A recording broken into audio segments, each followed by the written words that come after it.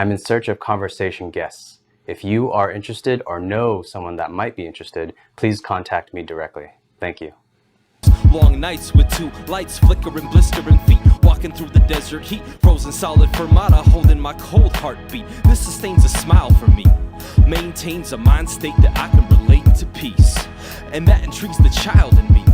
Exciting and instinctual innocence. I'm not of this world. I keep my bars on Mars, my genius on Venus, staring at stars. Master of my universe, down to earth. With dreams inside questions, whatever topics you throw up there. Let's talk about your business real quick. So what do you do? Is it? My studio here, Star Lux Studio. It's been open for about 4 years, and I've mostly been focusing on recording musicians. Obviously, it's a recording studio. So recording a lot of rappers, a lot of singer-songwriters, country musicians. Those tend to be the things that I get the most in here. But, I've had all kinds of different things. I've had different types of projects come through. I have a buddy that he just does like karaoke music, Mexican music, norteño music. And he's here quite a bit, actually. So those are really fun sessions because they're super easy. He just brings in like a track with karaoke or USB with karaoke tracks, and we rip through like 10 songs in like 3 hours, Yeah, nice. It's a lot different than working with a band or a musician where it's like you're going to work on one song for, sometimes 2-3 weeks. Oh, wow. I don't know that side of music. So back when I was 16 and 17, I was in some bands. I don't know if you remember, I was in some punk bands back then. When Absolutely. we did our recording, so I mean, granted, we were 16 and 17 years old. When we did our recording, it went through pretty quick for us. Now, this would be interesting to ask you. Do you see a difference on bands that come in and record real quickly, like bands like a 4-person band? Are there bands that come in and record quickly, and bands that take weeks at a time? Do you see that? Yeah, for sure.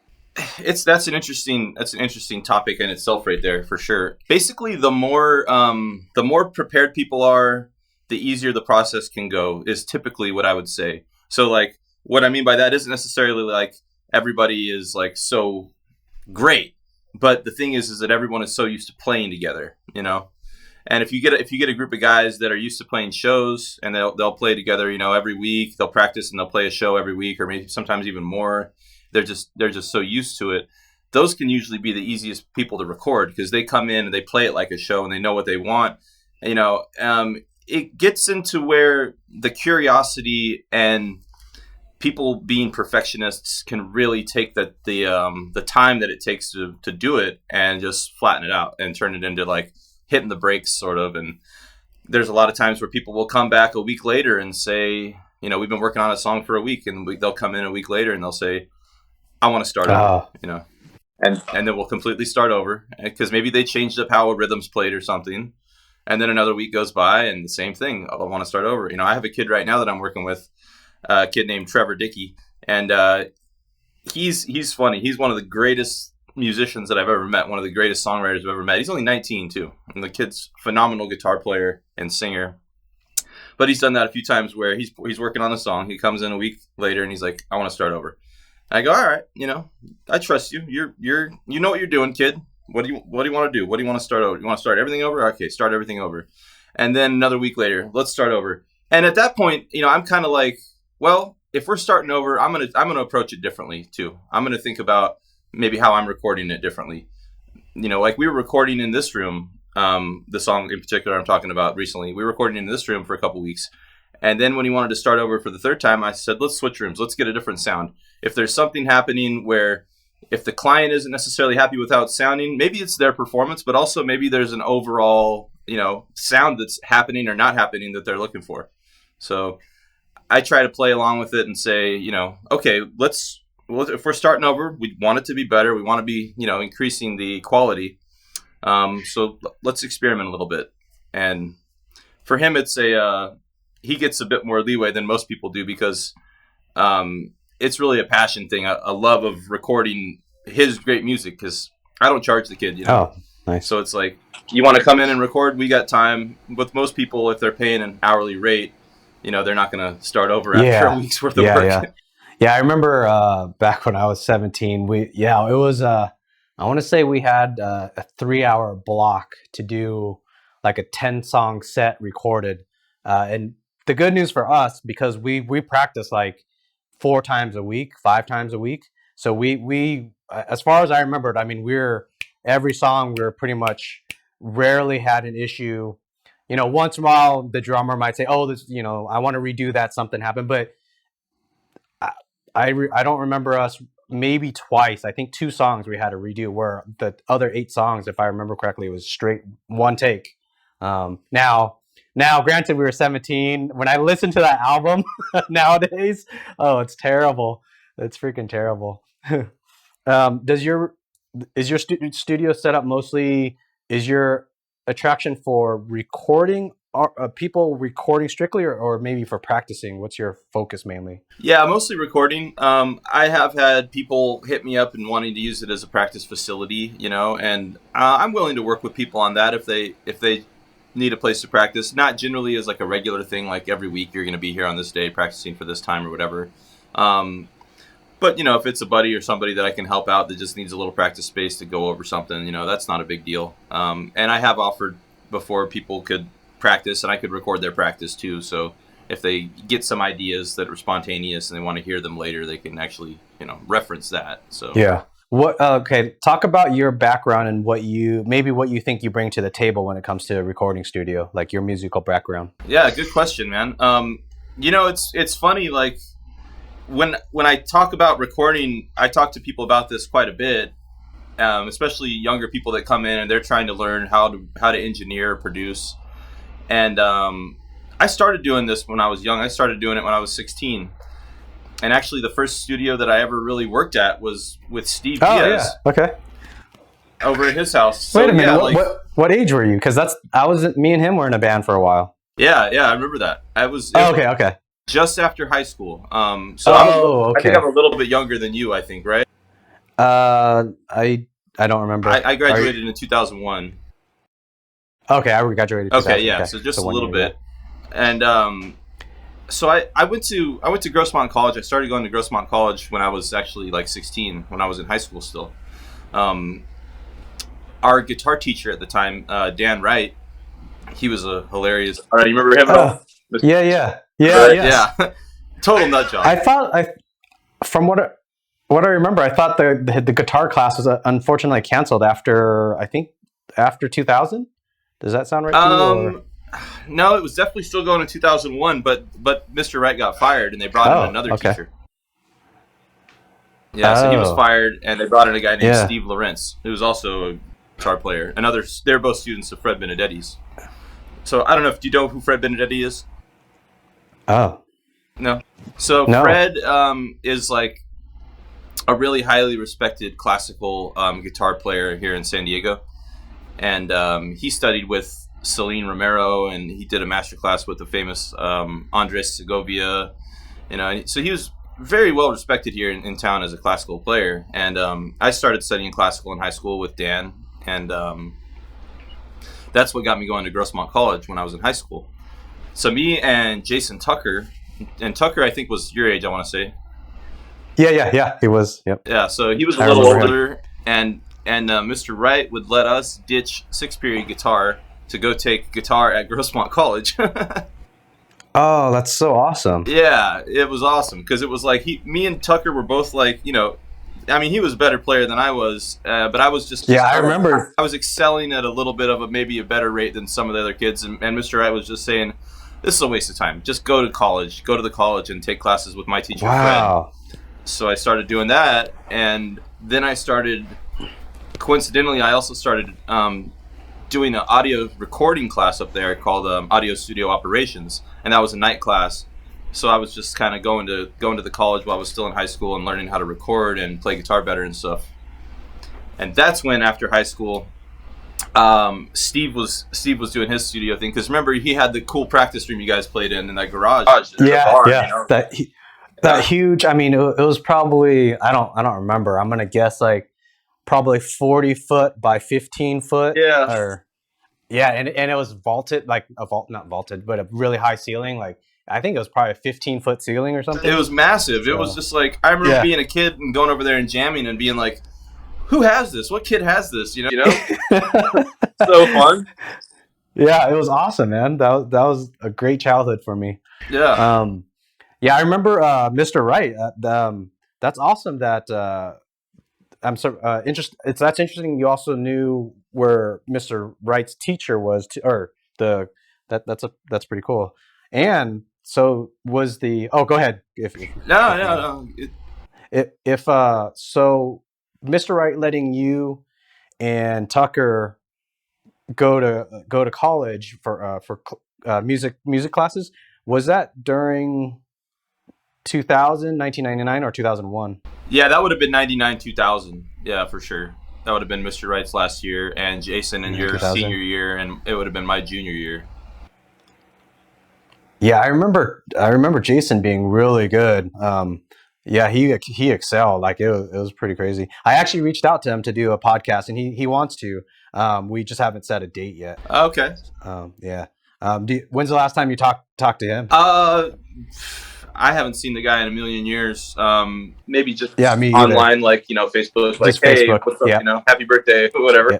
Yeah. Yeah, it's been a long time for sure.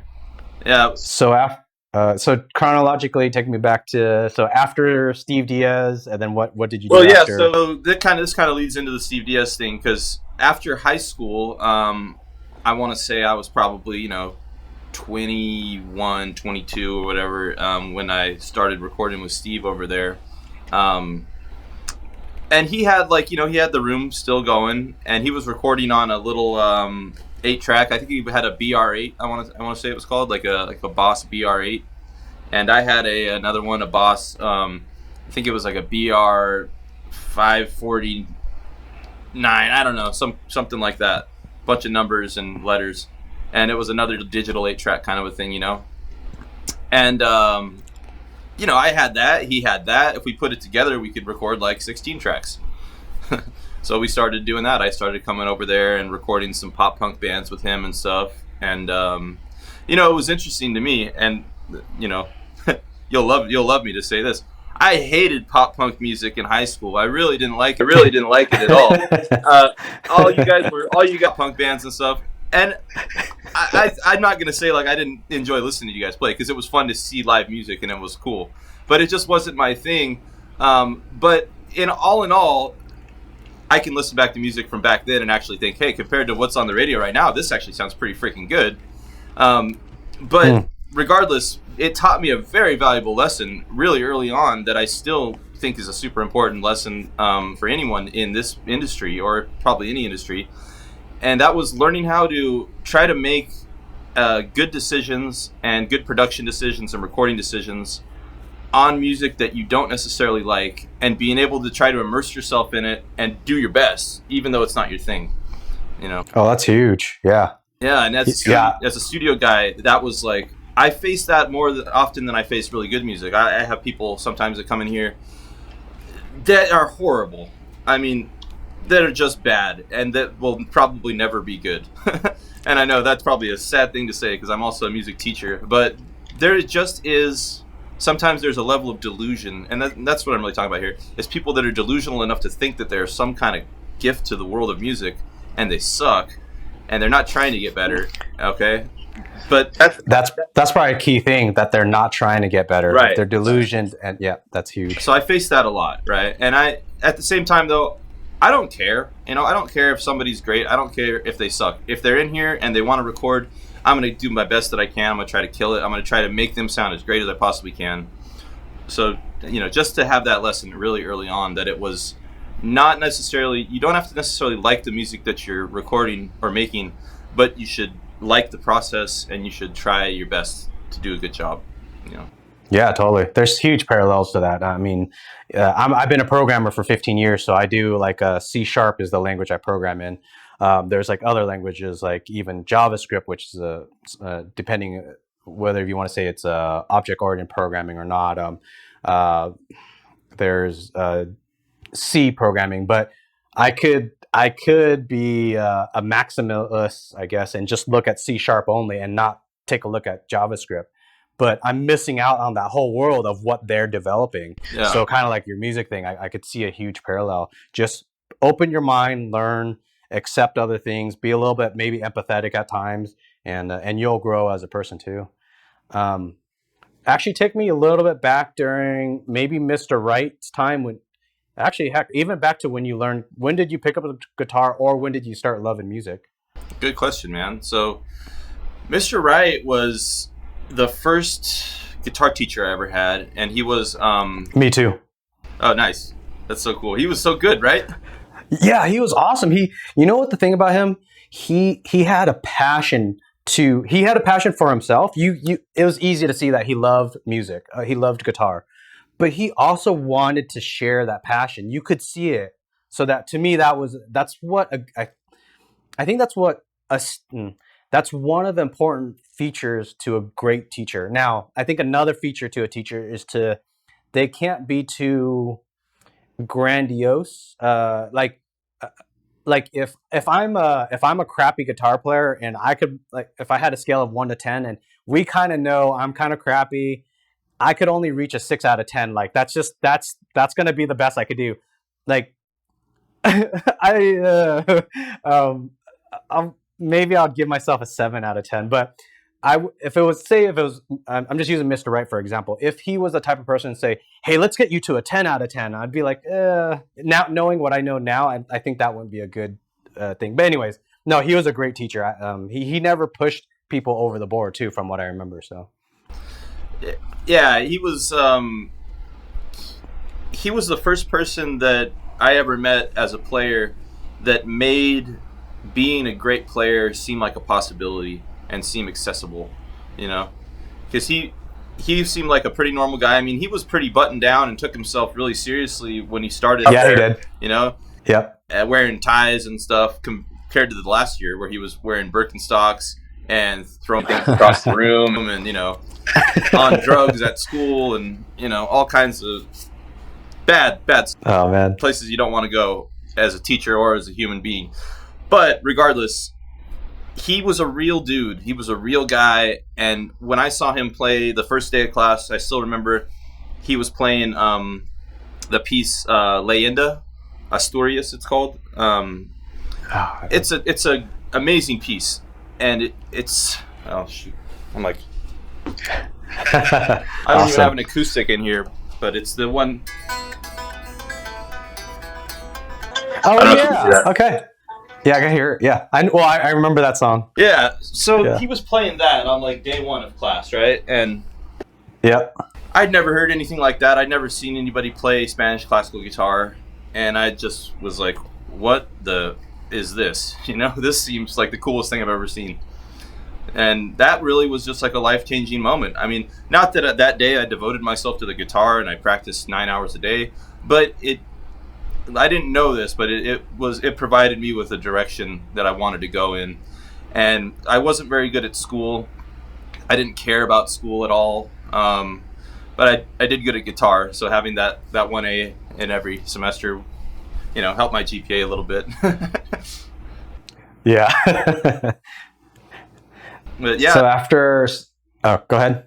No, I was just gonna say, but before him, I had a couple of buddies, my buddies Clayton and Ian, that they played, and I'd see them play. And when I was about 12, you know, they showed me like a thing or two, just really basic stuff. And that was all I ever had before high school, before Mr. Wright. Yeah, I'm kind of maybe in the same boat. So around, I want to say when I was 13, my cousin Steve, he was playing, I think, Enter Sandman from Metallica. I forget if that's the exact song, but it doesn't really matter for the story. And then he, by chance, played a classical song afterwards. It was Hall of the Mountain King, Nutcracker Hall of Mountain King. But he was just playing one note melody, or one note at a time. I was like, oh, that's kind of cool. Yeah, exactly.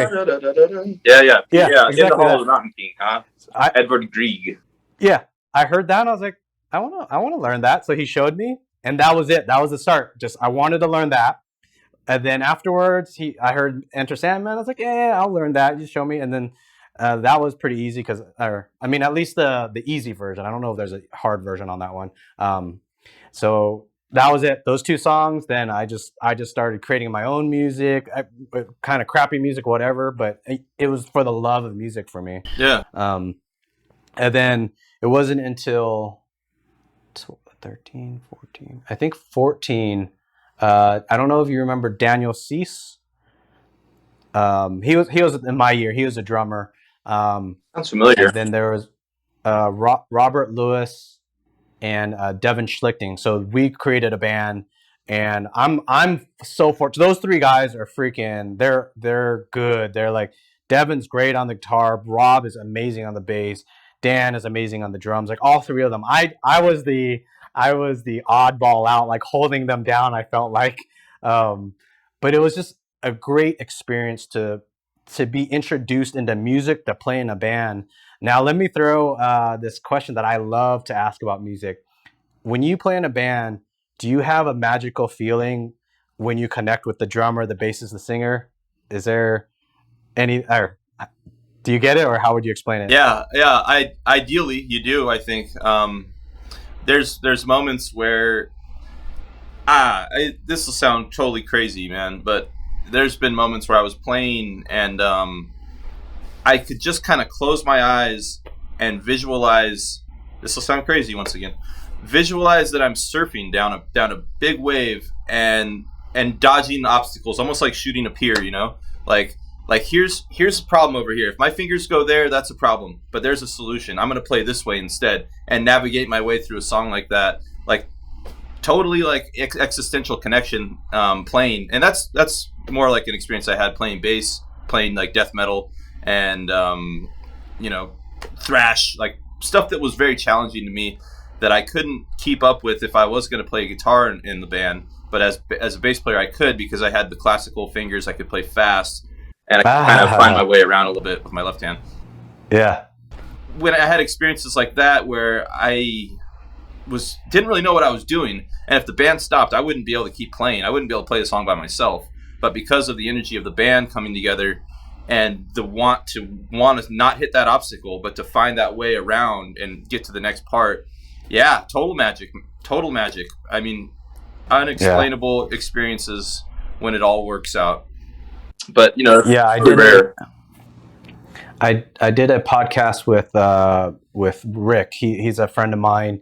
He has I believe I thought he said a master's in music. I forget, music theory. I might be wrong in that. And he was doing some composing during his time in college also, like orchestra composing. But so I asked him about, do you get that magical feeling? And he said, yes. And for him, it's actually interesting. He said it's specifically in a band. Like he started out classical orchestra type of music. So composing music or playing with what stereotypically classical instruments, and he said he didn't quite get that same exact feeling. It was in a rock band where this I don't know what to call it. To me, it's got to be something that's got to be something animal in us. I honestly think it's animal. When you get a beat, a constant beat with music, and you're able to move your body and the tone of the music, there's something that goes on with whether endorphins or something in your system. It's magical. I wish everybody tried this out. There's nothing that I've done in my life that's like this. And for me to speak so highly of it, it's kind of weird that I don't like go start a band and do this. I don't know. I think it's just something that people should experience at least once in their life. So okay, let's jump back to during high school and college, what was the journey after high school is when you started with Steve, and then what happened after that? Yeah, so that was like, with Steve, it was really my getting into the recording thing, learning how to, and like I said, I'd already taken that class in high school, my recording class, and I'd actually was probably taking a couple more by the time I was working with Steve there. So I'd had some experience in the school, setting up mics and miking drum kits and things like that, but pretty it's interesting the experience that you get in school versus the experience that you get when you actually do it. And school is a good preparation, but when you actually start doing it, you learn so much more because you don't have everything that you have in school. In school, it's like if you have a problem, well, just go get another cable. There's the cables, or the mic's not working. Well, try that mic. Sometimes when you're on your own and you're just an amateur, you don't have all those outlets, and you also don't have a teacher there to be like, "Hey, what's wrong?" And he comes over there and pushes a button on the mixer, and he goes, "Oh, now it works." You had to send it to the the output. Oh, okay, whatever.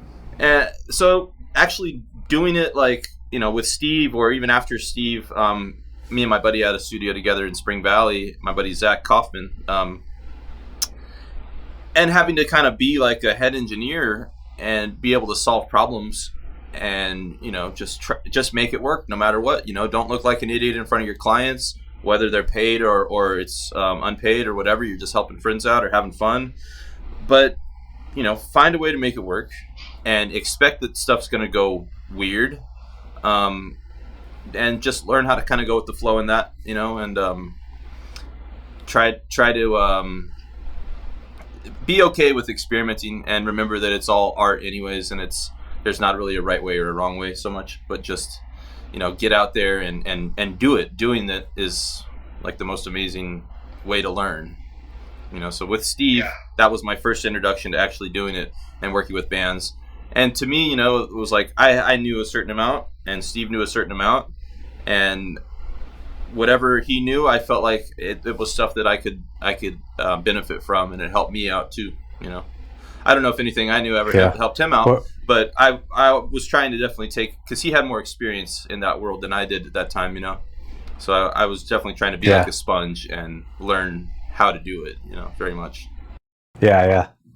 I don't know if that answers the question. I don't remember what the question was at this point. No, just kind of just your journey. With the 3-hour podcast, you could go on any tangent you want. What are some of the successes that you've had in your life or accomplishments in regards to the recording studio or music in general? Yeah. So, as I go back to thinking about how I got started and what my successes are, and it all kind of comes from obviously starting somewhere, whether it was on the guitar or rapping. I don't know if you know that about me, but I rapped for a long time. Oh, no? Yeah, that was actually my first musical thing I ever did. Back in elementary school when I lived out in the Palm Springs area, a place called Cathedral City. And, growing up with my best friend Tyler out there, he was a really, really good MC, man. And once we got into high school, he started writing rhymes and stuff. We used to practice when we were young. We were 10 years old. We'd get an instrumental of Dr. Dre and Snoop Dogg, and I'd usually be Dre and he'd be Snoop, and we'd do the songs together, and we'd practice that stuff all the time. And I think we got pretty decent at it. And then he started writing rhymes, and then I started writing some rhymes, and eventually that turned into me and my buddy Zach Kaufman that I mentioned earlier, who I had the studio with, starting a group called The Players Touch. And The Players Touch was originally, it was actually just me and Zach playing guitar as a jazz group. And we had our buddy, I don't know if you know Naaman Griffin. That sounds familiar. But Naaman was another guy that went to high school with us, and he's a great singer. He was the best singer that I met in high school that I knew, and he ended up playing with me and Zach doing jazz and stuff. So we'd be playing jazz songs together, and this was early college. And then eventually The Players Touch turned into a hip hop band, and my buddy Zach was like, "Hey, you rap? Let's start a hip hop band." My cousin Amanda's boyfriend at the time, named Brian Faison, or Phase One as he went by. He was a rapper that I knew, and he was a really, really good freestyle rapper. Still is, I'm sure. And we used to, just freestyle together, cypher they call it, and just freestyle all the time when we were hanging out. So we started this group, and it was very heavily jazz and Afro-Cuban music with hip hop, over it. Oh, so it was like a fusion, huh? Yeah, totally. And we had a pretty big band, When you started, it was two of you, and then you said it was jazz. Was it strictly jazz then, and then fused as you got more people involved? Yeah, it started out strictly jazz, and then as soon as we started to get hip hop involved, it was like, well, now we're going to need a bass player, that can play also not just playing jazz, but also can play like some kind of funky stuff and have some other kinds of feels. And we got a drummer and percussionists and all that kind of stuff, and eventually it grew into where we had 9 people in the group. Oh, geez. Yeah. So two rappers, a singer, and a bunch of instrumentalists. And it was fun. We went through a bunch of different members here and there, and we broke up after a while. But when we were together, we did several hundred shows. We used to play shows all the time. Oh, wow. So it was a lot of fun. What? Yeah, describe some of the shows. Just kind of people that explain it in the sense of someone that's never played in a show or even in a band. Describe the feeling. Yeah, man, such an amazing feeling. Especially to be rapping, because I always loved rap, and growing up as a kid rapping, and then getting older and rapping, and not ever really looking like a rapper. Back then, especially in the Players Touch days, I had really long hair and a big old beard and stuff. So I didn't ever look like a rapper. So I used to and I don't look like a rapper right now too much. Not that I'm very active these days. Yeah. But, the thing is that it was fun to go out there on stage and kind of be playing to a crowd and just to kind of show them what you can do. And I thought I was pretty good. And I think other people, usually thought so. But go out there and kind of try to do your best and knock it out of the park, and just watch the look on their face when all of a sudden this guy's a rapper and wait, maybe he's good. This doesn't make sense. So that was always a lot of fun, and I never missed, or I'm sorry, I never got sick of that experience of going out there in front of people that I don't know and just laying it down, because our band was good and our music was good, and we had a lot of people that were really into us, and we ended up we opened up, got the invitation to go play at 4th and B and open up for Public Enemy. Oh, yeah. Yeah. Wow. And that was probably the most fun and energetic experience I've ever had musically. I've had more fun playing other shows that were just more chill or whatever, but it's to get out there and play for 1,000 people and have them feel it, and have the whole place going is just that's a hell of a feeling for sure. That's awesome. So after that, did you go and do your studio afterwards, or how did that play out?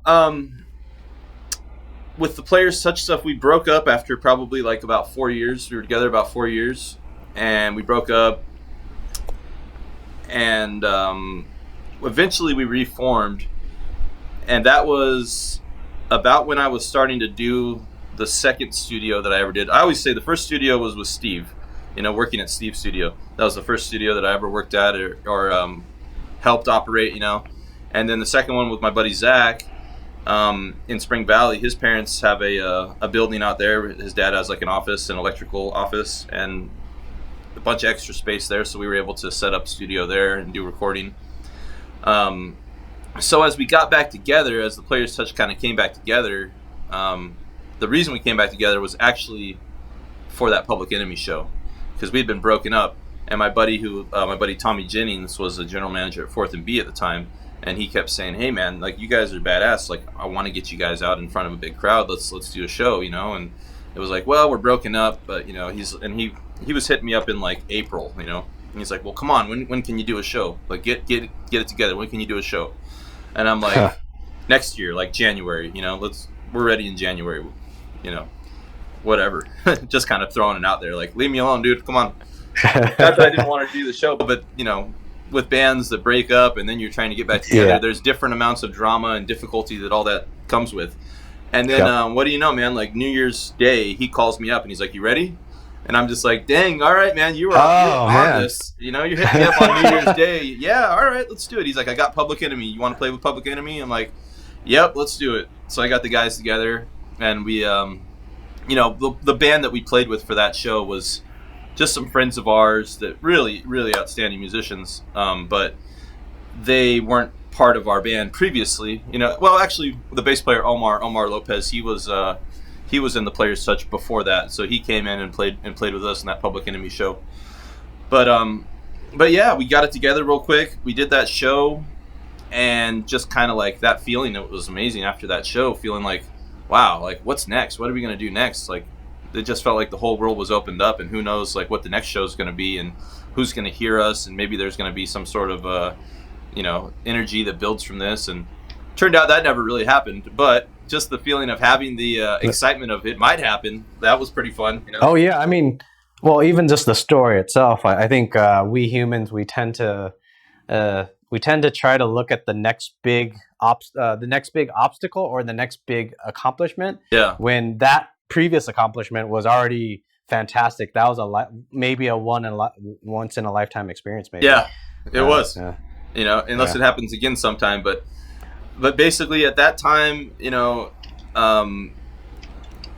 was fun, and it was really rewarding, to have put in all the work that we had put in the past, and all the shows we played, and all the rehearsals, and all the fights, and all this and that, and to just kind of like have that moment. It was definitely worth all of the hardships that went to get there. But then we kind of focused on, if we're going to come back together, if we're going to do this band again, who cares? Who cares about playing shows? We were kind of the idea that we've done it. We played tons of shows. We don't have anything to show for it. Let's go the other route. Let's record an album. And that became the focus. So we worked on that album for 6 years. It took 6 years to get that album done. Oh, wow. Right. You were talking earlier about like, well, how, we did like 10 songs in like 3 hours. It's like, that's awesome. It took us 6 years to do 10. Oh, no. We had, for us was, it took us probably a year and a half to get those 10 songs together. Oh, so okay. When we were in the, so when we were in the recording studio, it was pretty quick. Gotcha. Yeah, for us, it was like we were pretty freaking perfectionists about it, which isn't necessarily the most healthy thing. There was songs that we did that we restarted over, like I was talking about Trevor earlier. Hey, I want to restart it.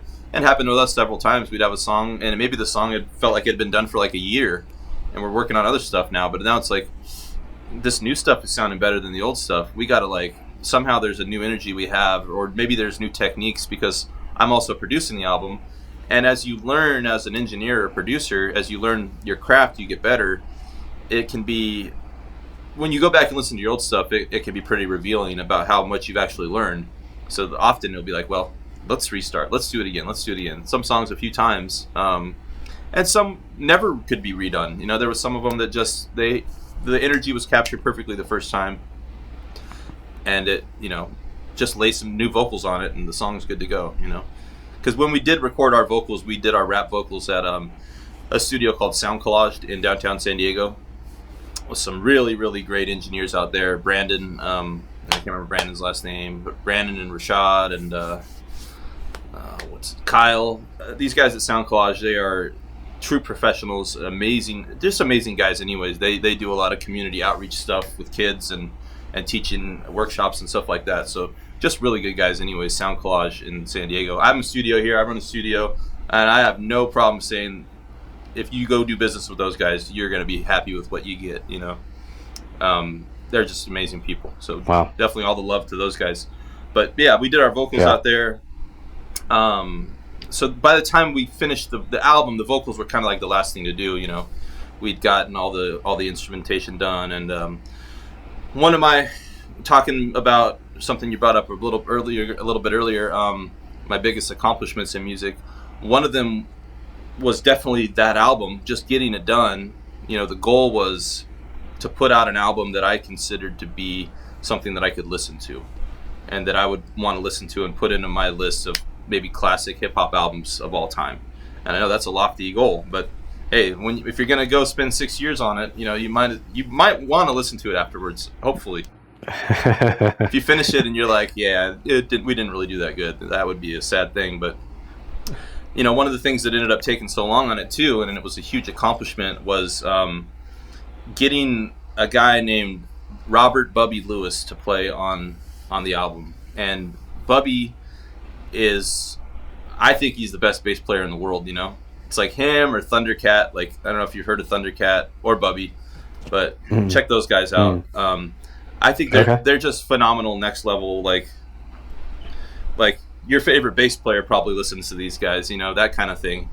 But Bubby, when I first met him, it was at a NAMM show. I don't know if you ever heard of NAMM show before, but it's a National Association of Musical Merchants, and it's a big convention up in Anaheim every year. So, well, there's one in Nashville, and there's one in Anaheim, and I think there's one in Germany, I want to say. But basically, it's just like industry insiders, invite-only music convention, and, tons of awesome rock stars and producers, and just anyone you want to meet in that industry is there, And that's where I met Bubby. And Bubby, he plays for Snoop Dogg. He's Snoop Dogg's bass player. And he's also played with, like, Stevie Wonder, and, I mean, he plays with Jhené Aiko. He's her bass player. He's played with all kinds. I think Lupe Fiasco, I want to say, he played with, too. I might be wrong about that, but anyways, the guy's just a world-class bass player. And one year I was there with my buddy Zach at NAMM, and we saw these bass players sitting around jamming, and these are all like top dudes in the world that tour all the time with big bands. And then they're soloing, and I heard Bubby solo, and I'm just like, these guys are all the best that I've ever seen, and this guy is like the best of all of these guys, So like met him, super low-key guy, super low-key guy. And, the years kind of go by, and I connect with him on Facebook, and, hit him up and say, hey, we're doing this band. Would we be able to get you to play on a track, And there's just like, me reaching out to my favorite bass player in the world, who I think's the best in the world, and just, just saying, hey, let's just I can't believe you have the balls to ask that. Yeah, no, I mean, honestly, it was like, that's how good I thought the music was, though, too. It was like we were doing good stuff. Okay. I figured it was, hey, why not? At that point, I was having some pretty amazing experiences in life in the music industry, and meeting a lot of famous people, and traveling a lot, and working really closely with a good buddy of mine who was deep into the touring industry. And anyways, those are other stories. But basically, my confidence was boosted from having hung out with a lot of rock stars at that point, and knowing that we were doing good music. So, when Bubby got back to me, and I showed him the track that I was thinking about, a song called My Lungs Breathe Air, which is the first song on our album, Handcrafted. So if you look up The Player's Touch on like Spotify or YouTube or SoundCloud or anywhere, that's, the first song, My Lungs Breathe Air, it's called. And I showed him the track, and he was like, I'm down. He's like, it's a great song. I'll play. And wow, okay. But that's awesome. The thing too about that is that we weren't paying him, and this is a professional that's on the road all the time. So it's kind of like he said he'd do it, but it took a while. It took a while to get the track from him, and I'd reach out every once in a while, and it's not like, hey dude, hurry up. Like, you don't say that to the best bass player in the world who's playing on your Nobody album. Yeah. So it took about a year to get the track from him, But that's not the worst thing in the world, because, like I said, it took 6 years to get the album done. So we're working on other stuff in the meantime. Well, that's out there in the ether, and, when he finally did it. So it took a while to get that done. But regardless, having him play on the album, and then he put out his first solo album that year, too. I think it was called One Up. And he put a remix of our song on his album. And that was just like, holy shit, like... Not only did he play on our album, but a remix of our songs on his album. Like, that's freaking cool, man. Yeah, so just the whole experience, and getting to hang with him, and having him invite me out when Snoop came to town, and hanging out backstage and seeing Snoop Dogg from the backstage and side stage and all that stuff. Those were all great musical moments, and I just got to thank God for getting to meet Bubby and having him be a part of our music, and then being a part of his music. Just getting to know somebody like that, so inspiring. The guy is total, like, one of the nicest people I've ever met. Just a total great soul, hard to even explain it. But if you ever got a chance to meet Bubby, Robert Bubby Lewis, check him out. Or if anybody needs bass lessons, and you're already playing at a pretty high level, he does online like master classes and stuff like that too. So definitely look up Bubby. But yeah, just working with him, that whole album was one of the greatest musical accomplishments of my life, for sure. That's fantastic. So after getting that album out, then is that when you started your studio full time, or So it was kind of crazy. Like the album dropped in 2017. My studio opened the same year. We did our final fundraising to get that album done in February. It was Valentine's Day that we did a Kickstarter, and it ended on Valentine's Day. So we had done a show right before the that all happened. We did a show to get some donations and finish out our Kickstarter to finish the album, because we needed, basically, we were raising money to buy a computer, which is actually this Mac Mini that I have.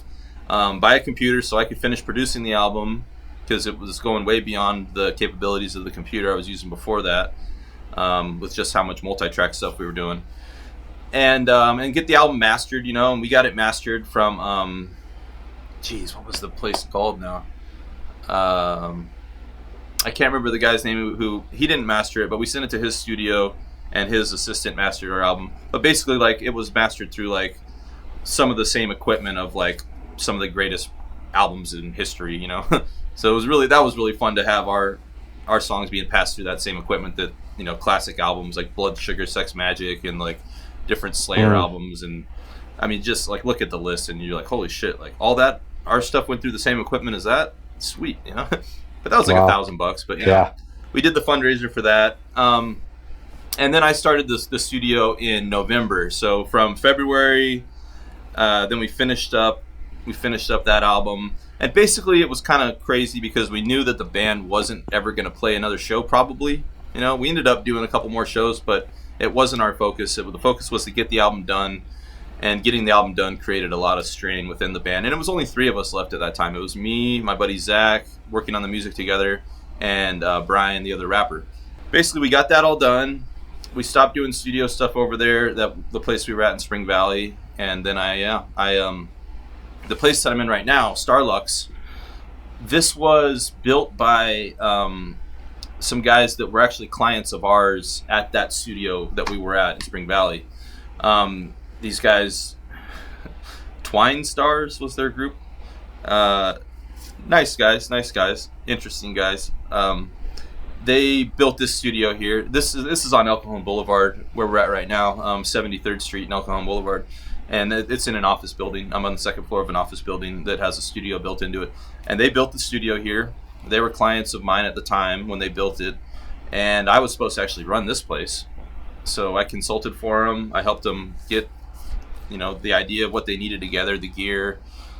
I didn't build it. I didn't design this or anything like that. But they built it from a plan in a book, So there's 3 rooms. There's like a closet, basically. This is a control room. And then I have a live room next door.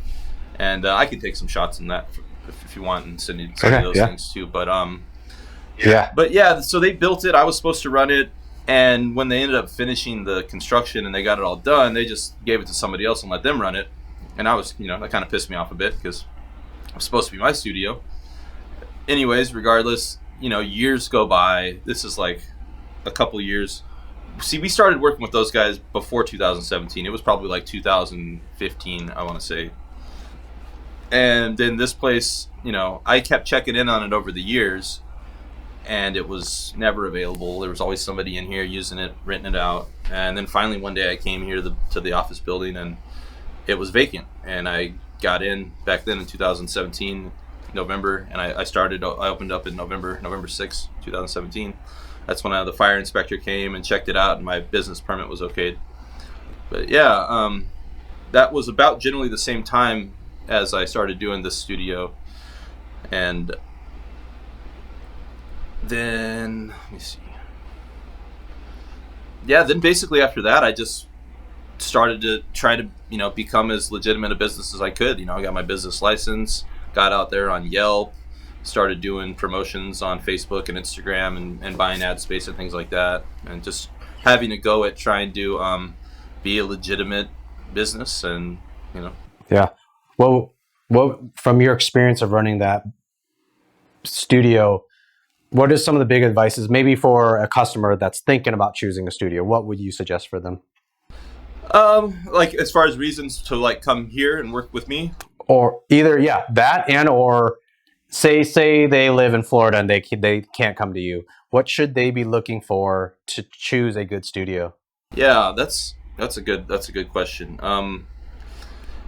There's a couple of ways to think about it. I mean, one good thing to do is to find studios that are already working with musicians that are in a similar genre or vein of what you're trying to do.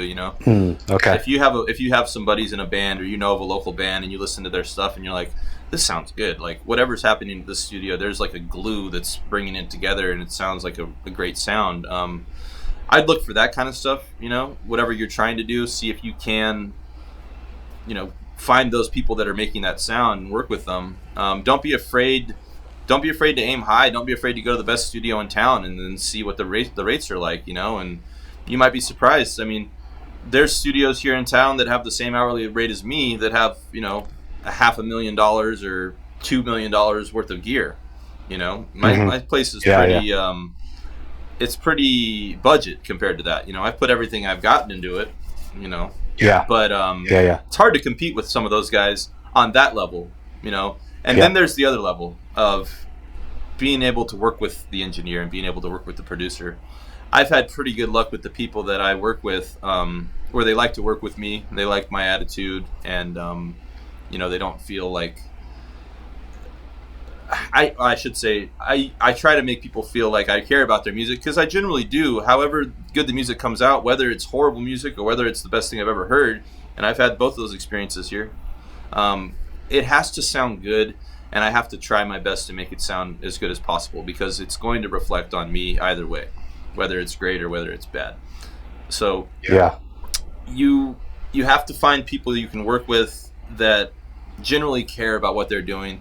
And when you meet the engineer or you sit down for your first session, if you get the vibe that they're just in there and it's their day job and they have lost all the fire, that might be a good time to get out, because that's a bad feeling. I'm with you on that. In essence, so this is my memory from when I was, I think, 16 when we did our recording, when we recorded our album. From what I remember, there was no guidance from the studio. Now, this is just, maybe I'm wrong. It's just what I just remember, like Steve or Jason or Jordan, they would maybe tell me, "Oh, hey, you're too close to the mic," or maybe there's bleed from the audio from my speaker, my amp to someone's mic, so I had to move back. But it almost felt like it was our band that was noticing these things, and oddly, the studio felt, to me, what I remember, they didn't seem to give us guidance. So it really resonates with me when you said you're trying to make people sound the best that they can. I know, like, out of our 5-person band, there was 2 people. I was one of them. We had a problem with just keeping on beat. That was our. I was 17. I was not great at guitar. I was just okay. So I felt like I wish maybe guidance from the studio could have said, "Hey, you're off beat with this, or on this recording or something." It also, if I don't remember if it was a Friday or a Saturday, it almost felt like I think we're the last group that day, so they probably wanted to get out of there. So so anyways, so when you say that you're trying to make a band or people sound as good as you can, that really hits me, because I felt like I didn't get that experience. Yeah, this music industry is such a weird one, because there's so many big egos, and in some ways I get it. Like, as a performer, when I was rapping and performing, the way that I would approach the microphone and I would approach the crowd, and the way that I would think about everything that was happening, was that I'm the best there's ever been. I'm the greatest rapper in the history of the universe, and I'm going to go out here and I'm going to just kill it, and I'm going to floor all these people, and they're going to think I'm the fucking best thing they've ever seen, right? And that's on stage. That's a persona. That's something that, as a performer, you want to have that feeling. You want to have the confidence. Now, as soon as that ends, I don't walk off the stage and keep that and walk around my daily life with that. And I think a problem that you get is that some people have learned to use that tool in music, but never learned to turn it off, when they got off the stage. And they can be running a studio, or they can be just Joe Schmo giving a guitar lesson, or just playing in a band, or whatever. It doesn't matter. But, and especially when you have kids, like a band of kids comes in and they want to record, and the engineer's like, I've been dealing with crappy kids my whole life, and they all suck, and I don't care what, they're going to sound like crap no matter what. So just who cares? I don't care where you're standing. I don't care how this sounds. And some of those guys, I've met these studio guys before, and they can be so switched off to reality, because the reality is, maybe they are some great musician that is better than anyone in the world, but nobody knows that. And even if you are, it doesn't matter. You can't look at other people and not give them a chance, really. And that's, I think, a problem, is a lot of engineers that have that mindset. They don't give anybody a chance. It doesn't matter how great you are, how bad you are. They know in their head that they know more than you. And that's a horrible place to be. You don't want to be in that place, Is there any little... go ahead. Sorry. I think about being a producer. Okay, now we're talking about really guiding people and helping them to create good sound and get good performances. I think of it it's a lot like being a coach. It's a lot like being a cheerleader. It's like you got to get people to give their best performance. Sometimes that involves going in and saying something funny, or just like yelling and like hooting, hollering, and just whatever. Just like turn up the energy, get it going, get them excited, make them not be nervous anymore. It's got to be fun. Like, it's all going to reflect a lot different when people are relaxed and having fun. So sometimes I have to be that. I have to go in there and even be a fool, or sometimes be serious and yell at them and say, hey, quit fucking around, and take this seriously. You guys are paying money to be here, but if you're going to be that kind of coach, you have to also know that you want them to succeed. You don't want to be the coach that goes in there and swears at them and then, tells them to kick rocks and go home. And, so it's important. It's a very much a customer service type of a gig, but it's weird to say that customer service, because it's art, but it's a personal kind of a relationship. And if you want to do this job and you want to be good at recording music and working with people, you have to generally care, and you have to want them to do good, no matter how good or bad they are. Totally understood. What other services does your studio provide? Is there other studio services that you provide? So obviously I can record. What a lot of people are doing is they're coming in, and it's, like I said earlier, it's singer-songwriter stuff, it's rappers, it's country musicians, whatever. People coming in maybe with one guitar and recording that, or they have a track that they want a beat that they want to record on. But sometimes I also will offer, like, if they already have recordings done, maybe they need it to be mastered. Maybe they need their recordings to be mixed or produced or something like that. So that kind of stuff can be done remotely too. So I'll have people sometimes that will just email me in some tracks, or put them on a Google Drive or something, and I'll master some sessions. Basically just a final processing of the audio that's going to kind of clean up trouble areas, make sure that there's not frequencies that are going nuts in certain areas, and maybe spread out the stereo spectrum. I mean, there's all these kinds of little tricks that the mastering engineer does to give you a final mixed product that maximizes the volume, where it's not all over the place, and also creates a bigger stereo field and makes it sound overall as pleasing as possible. I mean, it's kind of a complicated process, but it's something that it makes a huge difference. If you, like, even if you took your old album that you guys recorded back in the day, if it was never mastered and I mastered it, you'd probably listen to it and go, dang, sounds even better. That's generally what mastering does. Yeah. But yeah, production and all that, it's all, those are all similar things that I can do that I would say would be like post-production services for things that have already been recorded. Yeah. Before I ask the next question, is there any other services before I jump to the next question? Sure, yeah.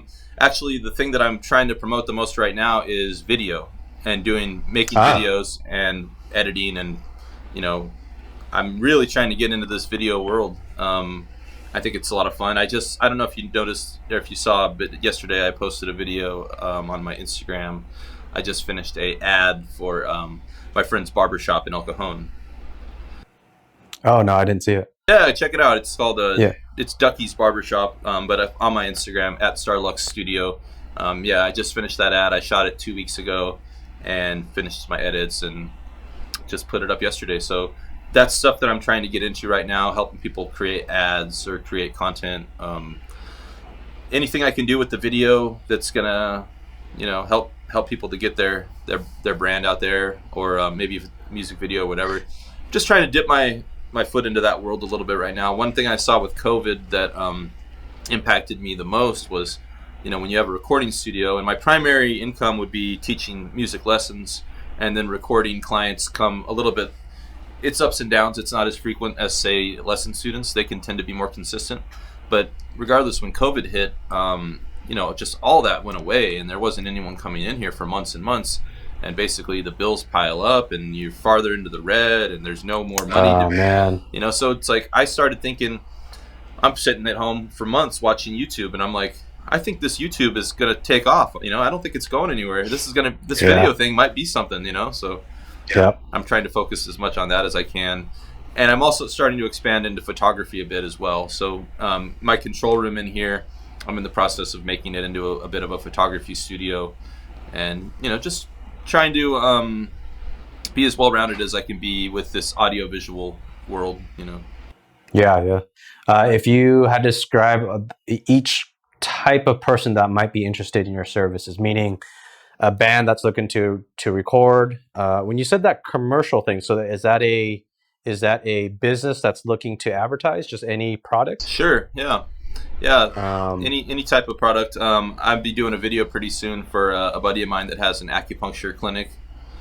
So that's kind of the next on my list. And then I've done some videos also for a guy who builds guitar effects pedals and amps and stuff. So we did some shootout videos with some of his gear, shooting out against other gear and stuff like that. Yeah. Are you still doing the, you said music teaching? Yeah. I should mention that for sure. That's one of my biggest things. I've been teaching lessons, guitar lessons and bass lessons. And I teach guitar, bass, banjo, ukulele, vocals. I teach production and engineering and beat making and songwriting and all kinds of stuff. I've been teaching for 16 years. At this point, I don't know, probably over 100,000 lessons. It's been a long time. I've been doing teaching for a long time, and I'm still teaching. I teach at Guitar Center also right now. I've been there for about 6 years at Guitar Center, and I do probably about 20 to 25 lessons a week right now. If you get a potential customer that says, "Hey, I'm thinking about learning guitar," what would you tell them say they don't even know if they want to choose you? What do you usually, what would you tell them on why they should choose you, or how would you start questioning them on, how would that start out? Yeah. So basically, when I give someone like an introductory lesson, their first lesson that they've ever had, I don't ever tell them why they should choose me. What I do is I show them how I teach, I show them how I work, and what my goals are going to be for a student, and that can kind of vary depending on what they want to learn and what style of music they're into. I'm not going to teach a classical student the same way as I'm going to teach somebody that just wants to play rock or punk or pop songs or anything, or jazz songs. It's all different. They all have a different kind of end game. But the way that I approach everybody the same, though, is that, and I think what you get from me that you don't get from a lot of people, is that because I have the background of classical technique, I could show people how to play that way from the get-go and avoid a lot of technique problems that they would encounter normally down the road. and I'll play some classical stuff for them, and I'll show them some burn-in stuff that's impressive, and just like Mr. Wright showed me my first day, I don't always necessarily do that with every student, but it is not a bad tactic to show them that you can actually play. So I'll play for somebody a little bit, but I always want to remind people too that it's so important to practice slowly. It's so important to practice relaxed and learn how to hold the instrument relaxed and not be squeezing the heck out of the neck and trying to choke the thing to death. Like, we really have to learn to play relaxed. So I try to show people from a physical point of view, physiologically, how your hands actually work and how this thing doesn't have to feel foreign in your hands. It can feel really comfortable if you learn how to approach it that way. And most people don't know how to approach it that way. And I would bet that most teachers don't know how to teach it that way because they don't even know how to approach it that way.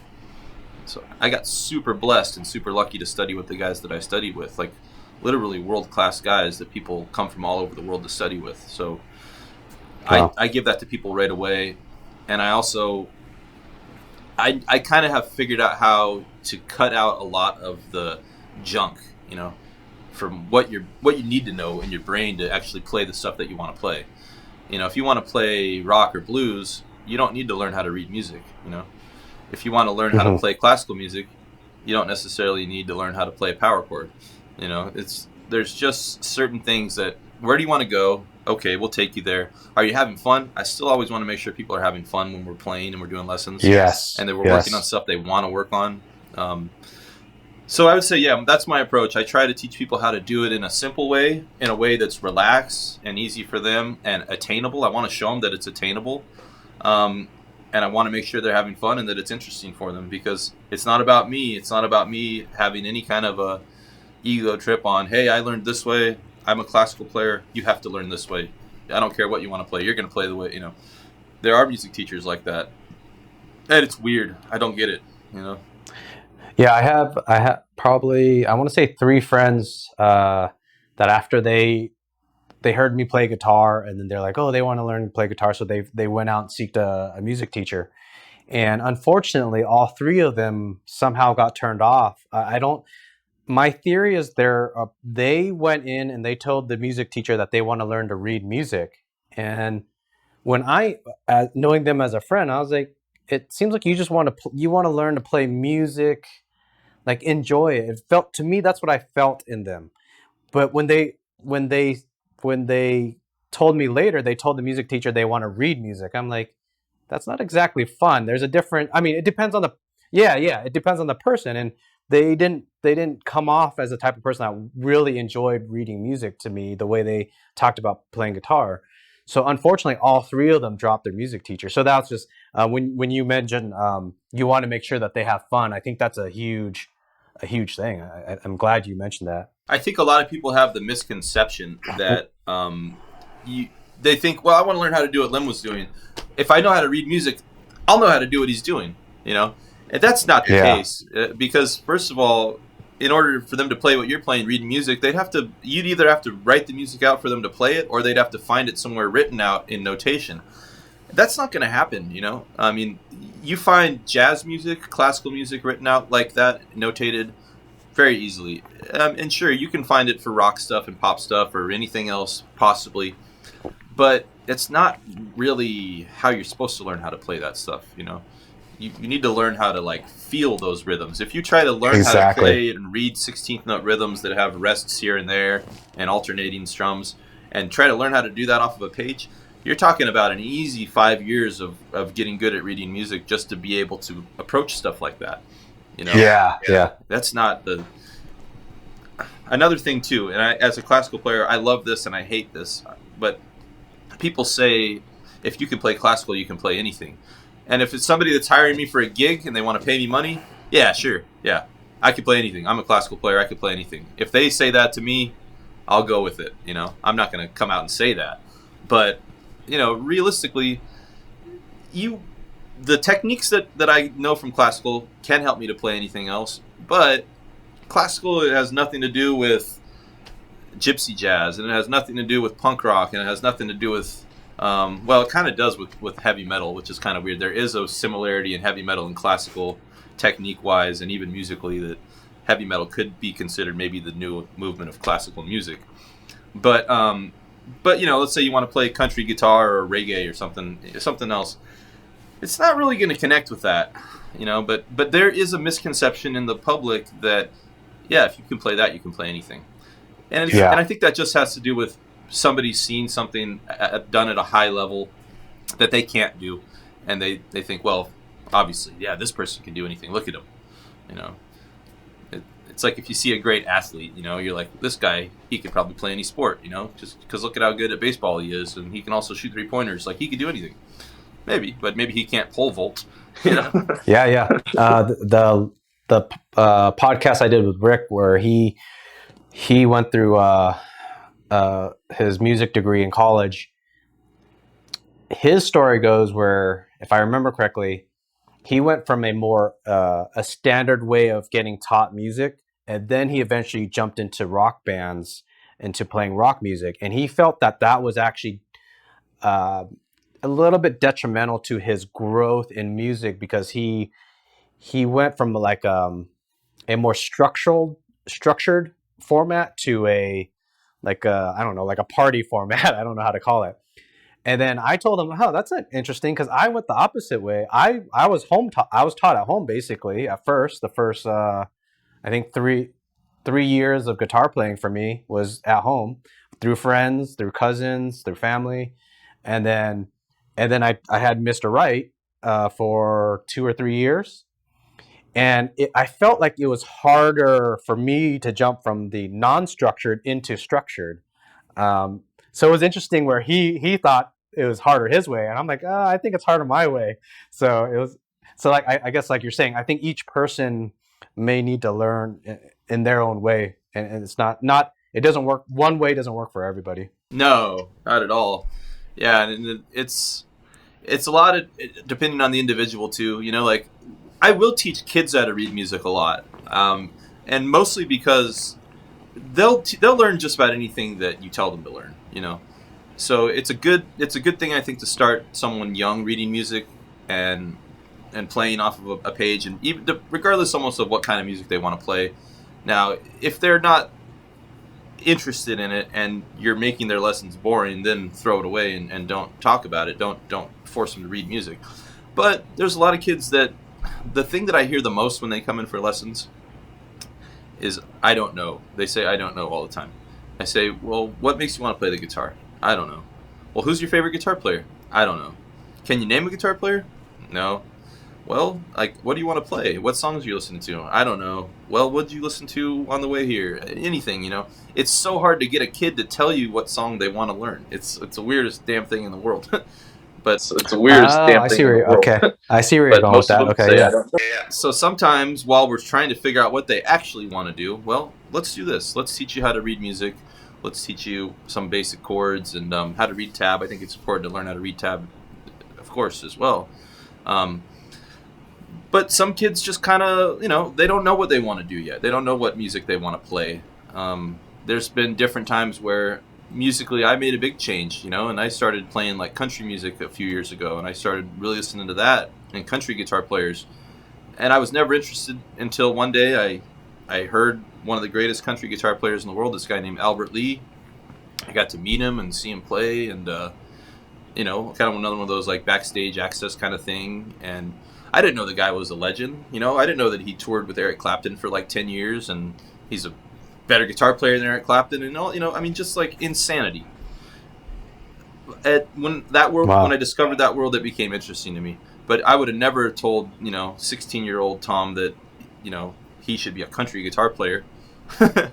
I wouldn't have been interested at all. But that's the thing, though, is that as far as this musical journey goes, at different points in life, all of a sudden a new style of music, maybe that you've never thought about, opens up for you, and maybe it's the most interesting thing to play, and all the things that you've learned to get to that point, they've all been fun too, but maybe, we don't know exactly where we're going to end up, so it's okay to say I don't know and learn some other things along the way, and while you're on your way to trying to figure out what you do want to do. But, I also want to definitely encourage people to think about why they're doing it in the first place. You know, why are you there to learn? Why you want lessons? And where do you want to be? Like, you should try to visualize some sort of a goal, even if it's just like, I want to be able to play like, you know, I want to be Jimi Hendrix. I want to play like Jimi Hendrix. Hey, that's a goal. You know, whether it's a realistic goal or not, that doesn't even really matter. As long as you have a goal and you're working towards it, you know. That's Yeah, it was strange with my friends. I think I want to say all three of them, when they heard me play, they're like, "Yeah, I just want to be able to learn to strum a song like that. I just want to strum a song." And it was weird where they went to find the music teacher and they automatically went to, "Hey, I want to read music." I'm like, "Wait, well, you told me you want to just strum a song." So I mean, just maybe practice a G chord, a C chord, an A, and then a D. I mean, that should set you up pretty good. And I don't know what the heck I don't understand. They all eventually somehow said to the teacher they want to read music. I was like, what? Yeah. I don't know if maybe they don't understand music enough that you don't need to learn sheet music to strum a chord. I mean, I felt like I told them that. I don't know. That's okay. What up? Well, I guess going back in time, I wish I would have been more adamant, because all three of them, they kind of stopped music altogether afterwards. Yeah. And I kind of feel bad. Like, I should have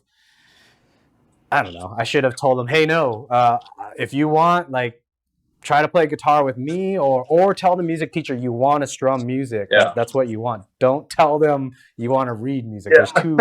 They're two different things. People, it's so funny when I have a student that comes in and they tell me that, they're like, I want to learn to read music. I usually just say, why? like, are you sure? Yeah. Like, why do you want to do that? Well, because I want to be able to play songs. Okay, well, usually they just have a wrong idea about what playing songs is, you know? That sounds a bit like my friends. Yeah, okay. But some music teachers aren't going to ask why. And you know what? Probably in my first 5 years of teaching, I wouldn't have asked why. I would have just said, okay, well, here's how you read music.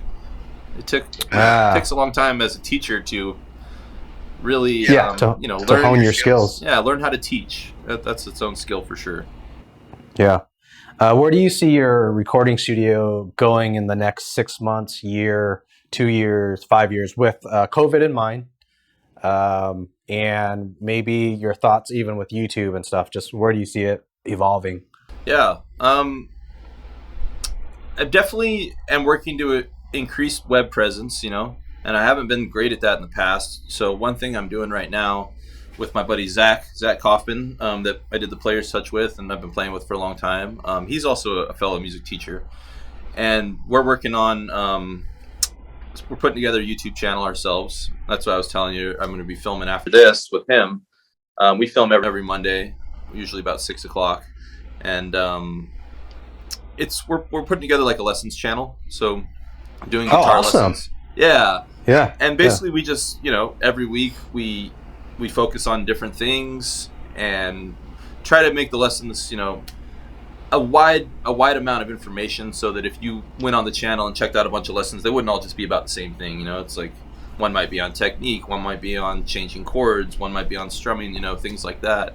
But that channel's gonna be pretty much ready to launch pretty soon. I've got 14 videos right now, and oh wow, yeah, I've still got to finish editing on like the last 3 or 4, but we're pretty much there. Once we have 15 completely done, that's when we're gonna launch. And we kind of decided that was a good idea. Like, if we put out like 2 videos a week, we'll have enough in a surplus to where if we can't film, we're not going to be not posting, Yeah, that's fantastic that you really thought ahead on this. When I started, I wasn't ready for that. I think I did one interview, one podcast. I think it was like 3 weeks until I did the next one. Yeah. And then I think it was maybe a month until the next one. Then all of a sudden I did 25 in 3 weeks. Wow. Or sorry, 22 or something. Wow. Yeah, it was nuts. But I mean, mine was so scattered. But I think all of this is kind of a learning journey for both of us. Yeah. Just a random thought, and totally kind of a suggestion, as a the type of a buffet. If you don't like it, throw it away.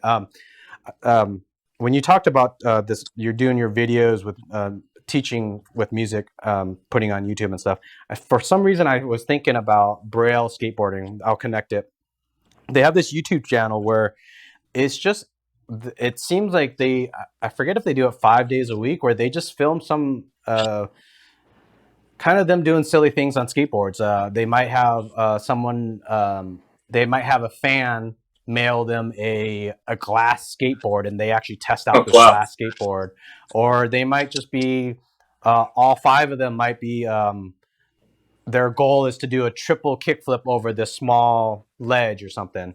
And so it's just them filming, having fun. It feels to me it's more fun than teaching. But they're actually, what their premise is to have it fun so that people come to sign up for their skateboarding lessons.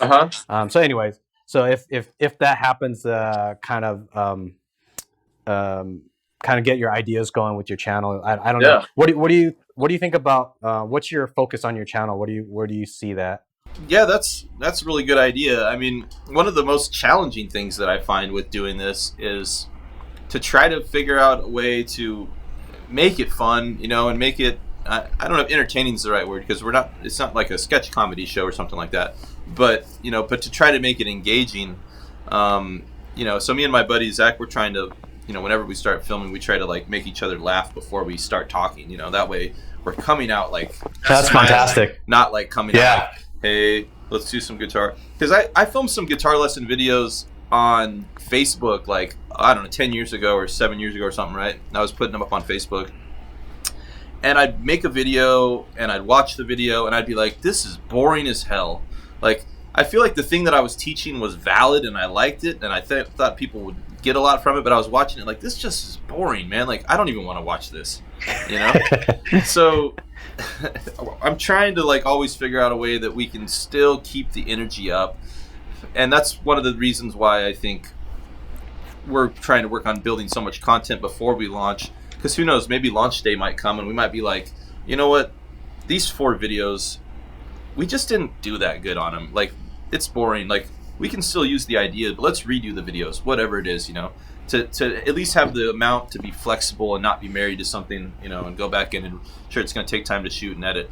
But in the long run, it's more about trying to keep people engaged. And that's obviously what this whole YouTube thing is about. All the channels that I watch that are successful, they have content constantly, and it's engaging. And sure, you might not like to watch every video as much as the next, but if you get a vibe from someone, like if someone watches your channel and they like your podcast, well, they'll probably watch another podcast and then another one, and for my podcasts are typically 3 hours, but then I've recently set it into 2 channels. I have the channel that's the 3-hour talks. I have a different channel where I cut like 2 or 5-minute clips, the kind of like an interesting thing that was said, and I'll put an interesting title, and I make a catchy thumbnail, and then put a big title on that, and then so I have the 2 channels. I wish YouTube would change their algorithm on that, meaning I don't like that I have to do 2 separate channels for that setup. I could put it in one, but I hear that would hurt my algorithm search numbers and click-throughs and stuff. If I put 3-hour video, a bunch of 3-hour videos, and I have a bunch of 2-minute videos, I hear that YouTube doesn't like that, so I have to segregate it. If that helps you at all, thinking about how you're going to do your videos and whatnot. Yeah, we're kind of like right now, most of our videos are less than 5 minutes, I'd say. Between 2 minutes and 5 minutes is pretty standard on a lesson video. So they're generally pretty quick. It's like show a concept, show how it's done, just show some ways that you can make it easier, and things not to do. We do have some videos that are a bit longer. We have a couple that are 10 or even 15 minutes. At this point, as far as like thinking about even shorter ones, we have thought about, it'd be cool as we get going to maybe do like a 30-second one or a 1-minute one, like on another day of the week where we just, oh, there goes the battery. Wow, it lasted over an hour and 20 minutes. I think one thing that I was going to mention a little bit ago, and then we started talking about something else. I don't remember what. But just kind of seeing what moving forward, things that I want to do and things that are exciting that I kind of have in the works. I'm definitely excited about starting to do the photography and stuff here. You know, I know some people that are models that are going to come in and we're going to do some shoots and stuff like that. So they're going to allow me to learn a little bit, and that's going to be really helpful to me. So I'm excited to do that.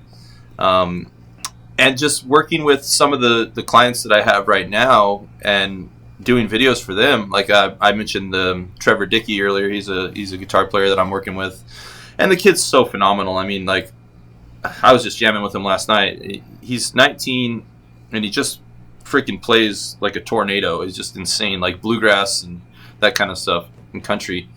And he's writing some great songs. He's an amazing songwriter.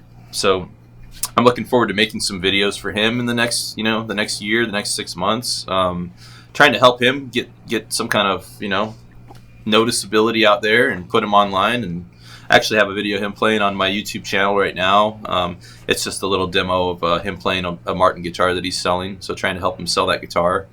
And and a buddy of his too, his buddy Maxwell Struthers. Is another kid who's 18, just an insane guitar player, like country guitar, electric guitar, and acoustic, but he's just a wizard, man. Like, I mean, these kids are so freaking good. So Max's song that we recorded here recently, it's almost done. We started it about 3 weeks ago, and it's getting a lot closer. But working with those guys, these young guys that are so talented, and just helping them to make some videos and get out there and hopefully get noticed in the world, because I think the world will be happy to embrace their music. These guys are just so good. I wonder if you're doing your music teaching channel, but to some degree, I wonder if you showcase these young individuals also. I mean, that would be a win-win for you and them, I would think. Is that your game plan? Not so much, but it's not a bad idea. I would love to get, feature some other guitar players like these guys on the channel. It's so funny. Like I haven't taught these guys anything, so it'd be a little bit of a counterfeit. But still, just to show it's good for business to show young people excelling. And to some degree, are they recording to put their stuff on YouTube, or are they currently putting it online at all? They're trying to figure out how they want to get their direction. It's difficult. I know that they've talked about maybe going to Nashville and trying to move out there and see if they could make it, and I keep telling them, hey, let's get your web presence up, because even if you do get signed to a record deal, you're going to have to do that. You're going to be working on your web presence all the time. You might as well start working on it now. Let's get some stuff done, get some videos out there. Yeah. So, I am trying to help steer them in that direction. One of the biggest reasons is because we didn't have this outlet, when we were younger. We didn't have the freaking internet, So it's just like to see the possibilities and to see how people are getting, famous for doing stuff that isn't even that impressive sometimes. Some of it is, but some of it is just like, man, these guys are so good. If anybody can see them, I'm sure they'll be okay. But somebody will pick them up, and I'm sure they'll try to screw them over too with some kind of a deal. And unfortunately, greedy humans. Yeah, that's part of it. But just they can get some exposure, and that hopefully, I can help them out with anything I can to hopefully not get screwed. Not saying I'm managing these guys or anything like that, but advice-wise, just trying to, help them with what they can. Yeah, totally. I mean, I kind of like maybe connected with you saying back when me and you were younger, there wasn't the internet and stuff, but there was also really, I didn't have any guidance in the sense of me, Steve, Jason, Jordan.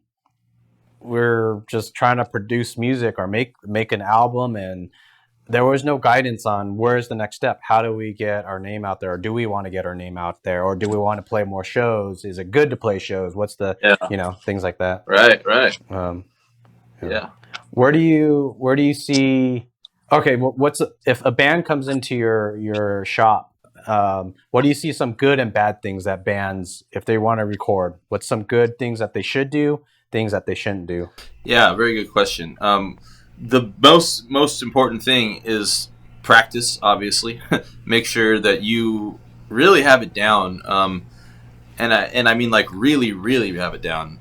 If you're if your band just wrote the song, you know, last week, you're not ready.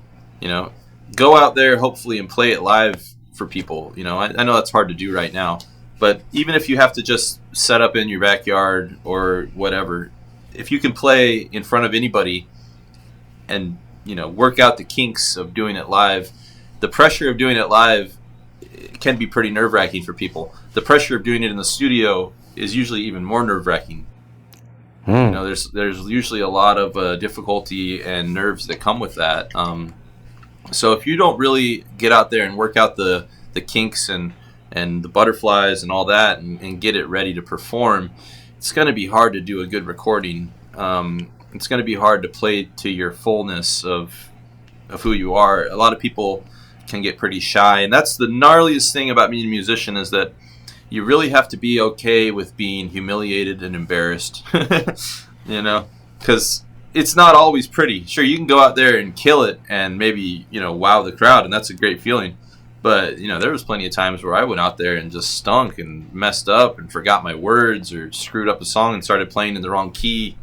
I mean, even playing weddings and having like the bride walk down the aisle, and all of a sudden we're in the wrong, me and the other guitar player in the wrong key, and it sounds like death. And it just, I mean, the most humiliating experiences I can imagine, you know, it happens live. And, you know, you have to go through that as a musician. So if you're trying to record, you can't come in shy. You need to have already been humiliated. You know, you have to let your ego kind of die, but you also have to, you have to learn how to control it. You have to be in control of your ego and know when it's going to help you and when it's going to hurt you. But regardless, be humble, and that will help you to be prepared for, you know, recording and being in a place where you have to work with an engineer or a producer. In order to do the best results, you have to be able to work with them, and you can't be shy in telling the engineer or producer or whatever what you're trying to do. And if it's not going that way in your session, you need to be able to open your mouth and tell them it's not going that way, and don't be shy. You know, be prepared, know what you want, and that'll help you execute. And just in the same vein, when it comes to rappers, have your songs written before you come in the studio. You'd be so surprised how many times rappers come in and they want to book a few hours, and they spend like an hour or two writing their song, listening to the beat, writing their song. You know, whenever I recorded any of my raps, I had those songs memorized for months, and I'd done them hundreds of times, and there's no doubt about how the song should go. And when you get in the studio and you have something fully memorized, and let's say I record a verse 5 times, well, I might go in a little bit of different direction each time, but that's just the experience of being in the studio and having your music so well prepared that you're able to explore new directions musically that you wouldn't be able to explore if you didn't have it down so well. You know, that's where your best takes really come from, I think, is having it really, really down and then being able to do things that you wouldn't be able to do normally if you're not that prepared. And then make choices later about what you do. Yeah, for when I was back at 17 years old in that band, I want to say we probably had our songs for a year and a half, and maybe almost 6 months prior, we had no changes on the songs. We were just practice, just to get that song pretty much exactly the same every single time. That's what we were aiming. I'm thinking back, that was actually probably a really smart thing to do, because when we got into the recording studio, I mean, it was just dealing with, the guitar amp is too close to that mic, that person standing in that doorway is causing a rumbling on the glass on the door or something, and we're dealing with that instead of us for the most part. Yeah, because and to some degree, because we knew what we had in mind for that sound, if that makes sense. We knew what that guitar piece should have sounded like. We know how loud that cowbell at that specific point in that drum sequence, how that should have sounded, you know? So, yeah. Be prepped. Yeah, that makes a whole lot of sense. Be prepped before you go. Is there anything that they shouldn't do? Yeah, don't try to change too much on the day of recording, you know? And that, you know, that goes kind of to being prepped as well. But sometimes what can happen is that they'll get in the studio, they'll start to hear it recorded, and maybe it just doesn't sound like they thought it was going to sound. So now they want to, well, let's put this in here, let's add this, let's take this out. It's okay to experiment for sure, but the more you start going down that rabbit hole, the longer those studio hours, those days turn into longer hours. You end up wasting money trying to figure out, once again, what you're trying to do. Better to just record it how you wrote it, listen to it, and sit on it for a month, because if you're starting to have those kinds of doubts about a song and how it should go, record it and sit on it. And then if in another month you think it needs those changes, well, come to that eventuality and make it happen and redo it. But, but don't make those calls when you get in here.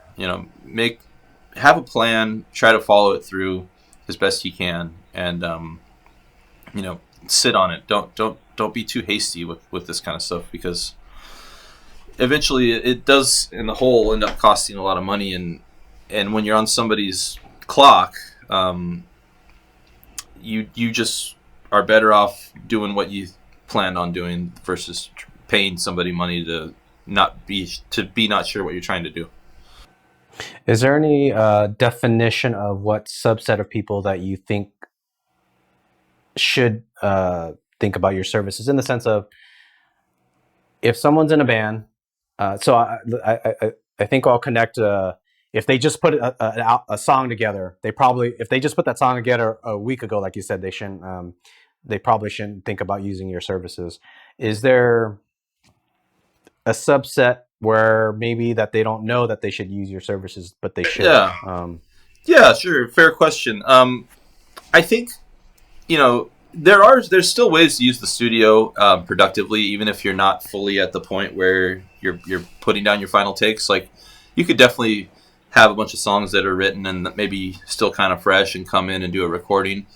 But that's kind of a process of using the studio in order to lay out ideas and see how they'll actually transfer to being recorded, So there are kind of what we call like scratch tracks, So you get in and you say, okay, this is what the song's going to be like. I just need to do some, lay down some vocal scratch tracks or lay down some guitar scratch tracks so that my drummer has something to go off of, or whatever. Maybe people in the band are doing different parts at different times, giving someone else a recording, to work off of. That's definitely happens too. And sometimes it's just, fun to come in and record something and use that to get a little bit of inspiration. Maybe, you record you playing like a live set, just an acoustic set with a couple mics and a good sound quality, and go home and listen to your songs, and maybe even use those to shop around and try to get a band. If you want a band, you could put those recordings out online and try to get people interested in playing with you. So yeah, there's different. It's not always the final product, that we're getting. Sometimes it's steps in order to get there as well. Yeah, if that kind of answers it. Yeah. Is there anything that they should prep to have? Like, if, I don't know, they reschedule the day with you, guitarist breaks a guitar and doesn't have the funds to buy a guitar right before, I don't know, stuff like that. Something that they should have, or that things that you have that's available to them. I have, guitars here. If somebody really needed to use one of these guitars, I wouldn't have any problem with it. That's all tricky stuff, because if you practice on one guitar and then you have to record on a different guitar, that could be sometimes a little bit of a pain, because you're not used to it. So if something like that happens, I'd say, like, let's more try to focus on doing something else. Like, how about the bass? Can we do the bass? Can we do the drums? Also doing things in the right order is so important. I recently working on a song with the kid, and he decided afterwards that he wants drums on it. I'm like, well, man, we should have started there. We should have started with drums. Now the song's done. We've done all the guitars, the vocals, and everything. Now you want drums. Like, you can do it, but it's tricky, and you're walking down a tightrope because there's already a whole groove established. Yeah, the groove, I would imagine that's a huge change. You're adding a massive fundamental thing to it. Yeah, and he did the drums. He didn't do them here. He had a friend of his that said he could do them over at his place. So I haven't heard him yet. I'm still waiting to hear him, and hopefully they pull it off. I hope to God they pulled it off, because the song's really good. But yeah, doing it in the right order. You know, start with your drums and your bass, and I mean it's pretty self-explanatory. Like drums and bass is your rhythm section. You know, then get your guitars in there and other instrumentation, and vocals can tend to be the last thing that really need to be on there. You can do vocals and like guitar solos and things like that, but yeah, knowing it's hard, but it's like kind of knowing what the final result of the song, what you want that to be, is an important thing versus kind of going in and once again that comes from maybe a song being new, you know, but just kind of coming in and getting something down and thinking about it later. You know, it's tough because sometimes someone will write a song and they just want to get it recorded and they're so excited about it, and then later on they think, well, and that's not a bad thing. If you know, it just depends on if you're paying for it and how much time the engineer has to redo things for you. You know, if you're not paying for it and you want to redo the song a couple of times, well, it's not necessarily as much fun. Yeah. All right, let's go into the final questions section. First question: what daily habits do you have that greatly improve your life? Oh man, that's a good question. Daily habits. I don't know if I do anything every day, but I try to go to the gym. You know, I have. There was times where I go, and sometimes I don't go. And right now I'm going. I didn't go today. I should have went today, but you know, try to stay healthy, try to stay active. I try not to eat stuff that's junk too much. Like I pretty much eat junk on like Saturday, but then throughout the whole week I try to be pretty good, you know, and drink beers and stuff like that. Like try to leave that till Saturday and, you know, enjoy that. And but yeah, man, mostly just think about what I put in my body. Think about trying to stay active and trying to, you know, since I teach a lot, I teach like 5 days a week, trying to keep myself fresh and mentally not anticipate what the day is going to bring, not anticipate what my students are going to ask me or what I think about what they're doing or, you know, anything. If I'm going into a situation like today, I don't know what this was going to be like, but the last thing I want to do is to try to anticipate how it's going to go and make some kind of grandiose plan. Like really, probably that's what I try to do with myself every day, is just to take it as it comes and know that it's not going to be planned out already. It's just kind of, let's see what happens and let's make what we can out of it. Yep, sounds good. All right, next question. What do you know or think of cryptocurrency? Cryptocurrency. I know that I've got about $900 sitting in it right now. Awesome, man. I started out a few weeks ago with, you know, $75. I was like, this will be fun. I'm gonna buy some Bitcoin. And then a little bit of time went by, and I want to buy some Litecoin. And then before I knew it, I had $500 in that, and I'm buying it like $220, and it's dropping down to, you know, $205, and I'm kind of freaking out and buying more. And now it's at like $180, and I'm just like, what the hell is this Litecoin gonna do? But it's very interesting stuff. Yeah, I've got a bunch of different coins now. I've got Litecoin, Bitcoin, Cardano. Wow. Yeah, I got probably like 10 different coins right now. And I think you're the only podcast guest that has coins. Out of 26 people, I think one tech there's two tech people. One he owned Monero. One tech person, he owned some Monero. The other tech person. What was that? I said I've got some of that too. Okay, and then the other tech person sounded like he sold out. He kind of was. It was too volatile. He bought and then sold. So you're the only, like, I don't know. I don't. I'm thinking that one tech person held his Monero. So, but I mean, he only holds one type of coin, and you're holding like what sounds like 5 or 10. Yeah. I'm probably, I think, at like 7 different coins. At one point, I was around 20 coins. I had to consolidate because at one point, U.S. regulations, it looked like they were going to crack down and like only allow certain coins or something. Oh, so wow. I was kind of scared, and I didn't want to like have a certain coin that I couldn't get back. Yeah. You know, like trade for fiat. I was afraid of that. So once I consolidated, I haven't really branched out a whole lot, which I do want to. Yeah, I think cryptocurrency is the future, man.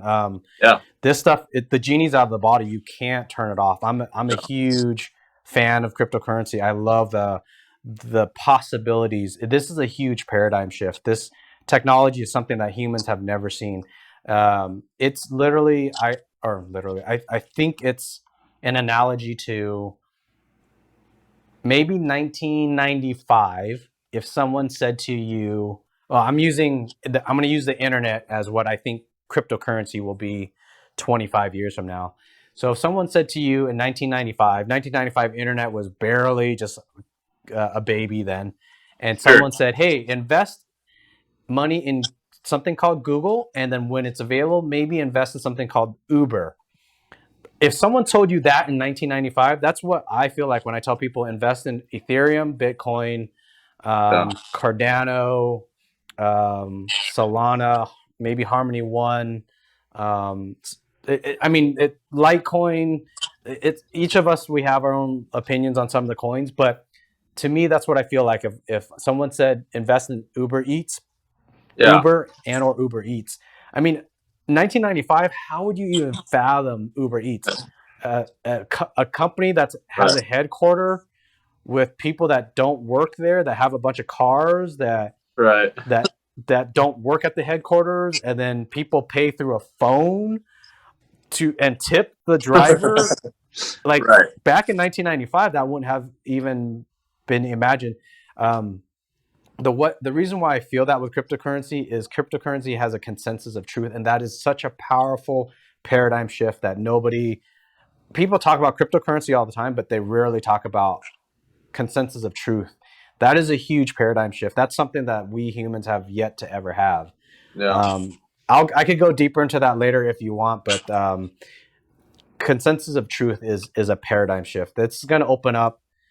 We're going to have decentralized Uber where there's no physical company. This decentralized Uber will probably be some smart contract that has drivers giving rides to people, and people pay the smart contract and it auto delivers the payment to the driver. And it will hopefully have a smart contract for maybe like something like insurance. Like if they get in a car accident, it'll facilitate all that.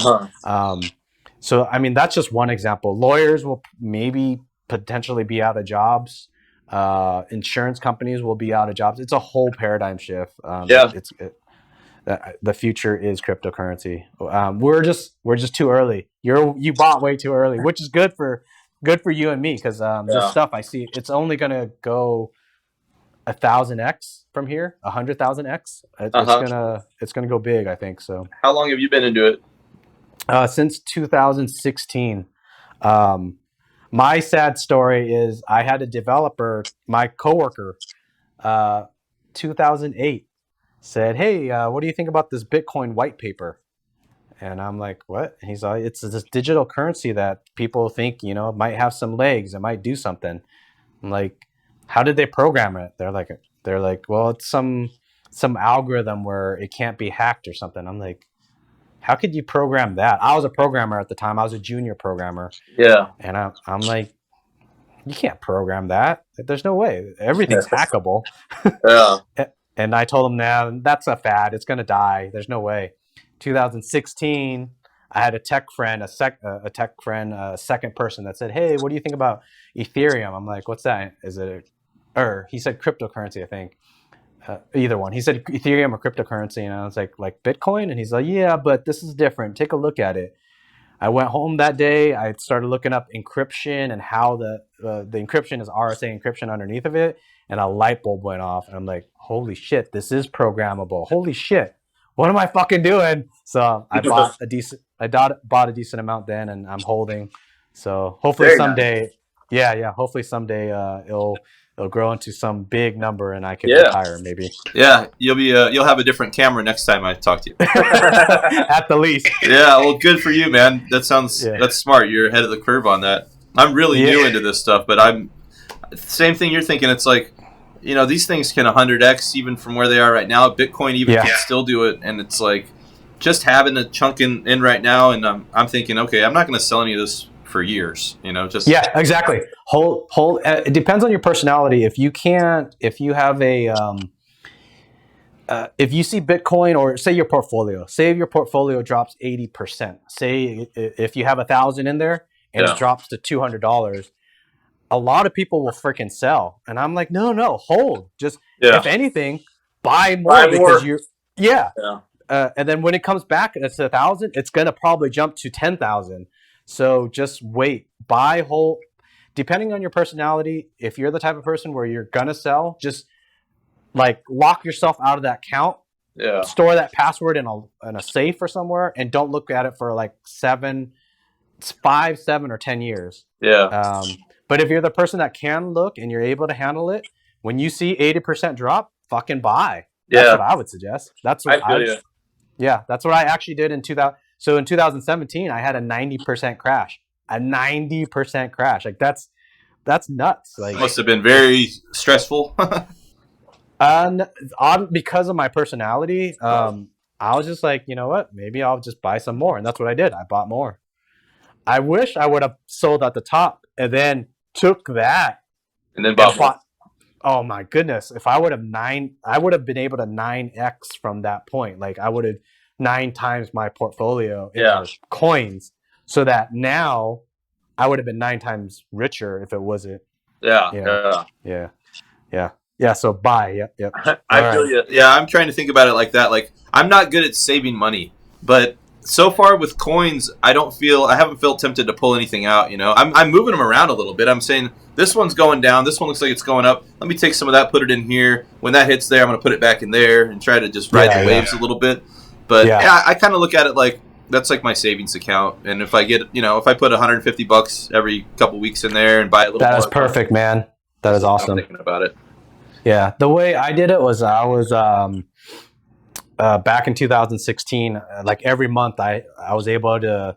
I wasn't going out at all, man. I was staying at home. I was like eating not ramen, but I was not spending any money. So I was able to get like $1,000 a month. I was dropping into cryptocurrency. Wow, that's awesome. Yeah. So like kind of like what you were saying, when you saw a certain coin that was potential, put like $500. Find another coin, put $500. Next month, find another coin, put another $500. And then if that month I saw Ethereum, I was like, oh, I'll drop another 500 in Ethereum. The next month, I was like, yeah, maybe I'll drop 1,000 to Ethereum. It was just kind of random, but it's been pretty good. Do you check out Mana at all? No, I haven't. I haven't heard of Mana. It's interesting. It's worth checking out. I mean, it's a currency for a game that they call Decentraland. Oh, okay. I've heard of Decentraland. Yeah, and it's currency in that game that's used for buying property and items and stuff like that. So people are spending a lot of money in the game on buying, properties in the game for hundreds of thousands of fiat, and it's interesting. I mean, it hangs out around $1, but it's one of those things where recently Atari had bought. This is exciting. Atari is opening up a virtual casino that's going to run on Mana. Oh yeah, in the game. So that's gonna be like, I don't know. You never know. I mean that $1 could 10x, 100x, or who knows. But Atari hasn't necessarily been one of the most successful companies with their decisions in the past. But hey, I'm rooting for them. yeah. That'd be cool. That's fun. I can talk about that stuff all day too. We'll have to have another chat about that. Yeah, I'm down. Yeah, if you want to do a part 2 and talk about cryptocurrency, I'm down. I go deep, man. Like I read white papers. The technical white papers for these cryptocurrencies. I break them down into like categories like Ethereum, Solana, or whatever. Like I'll call them a platform coin because you could build stuff on it. Like Monero to me is a privacy coin because it's super like you can't even see like anyone's wallet. Store of value is Bitcoin. Centralized coins, EOS, Ripple, Stellar. So I actually hedge. I think platform coins will be the future, in my opinion. I might be wrong, but that's where 90% around 90% of my portfolio is in platform coins because I think that'll be the future. Like say Mana and stuff, Mana Engine, I would put that into potentially specialized coins, and I only put like 1 or 2% in those. But yeah, we could talk about that stuff deeper another time if you want. That's cool. Yeah, I'd love to. Okay, next question. What is the biggest problem nationally or globally? What should humans do to fix it? Whew. That's rough. The biggest one. Shit, man. Be nice. You know, I mean, we have so many problems that just come from people just being assholes. You know, I mean, the thing about it that is interesting to me always is that the world is getting better. I mean, if we look at this over 100-year periods versus 1 year or 5 years or whatever, but we think about what was like 100 years ago, and then 100 years before that, and 100 years before that.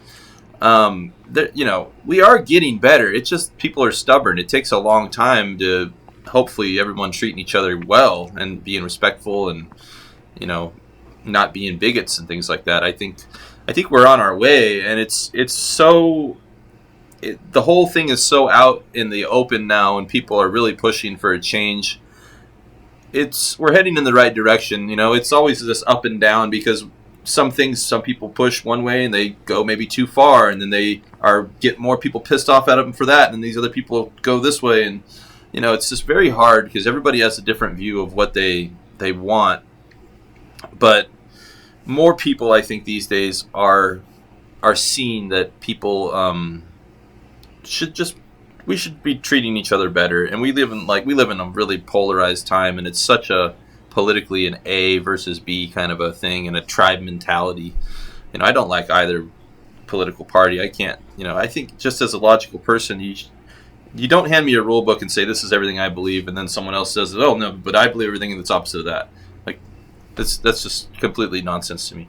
So I think just being nice to each other, talking, and actually having relationships with people. If they think they don't like people of a certain race or religion, actually get to know some people in those groups. And most of the time, people are just people. They're not usually extreme one thing or the other.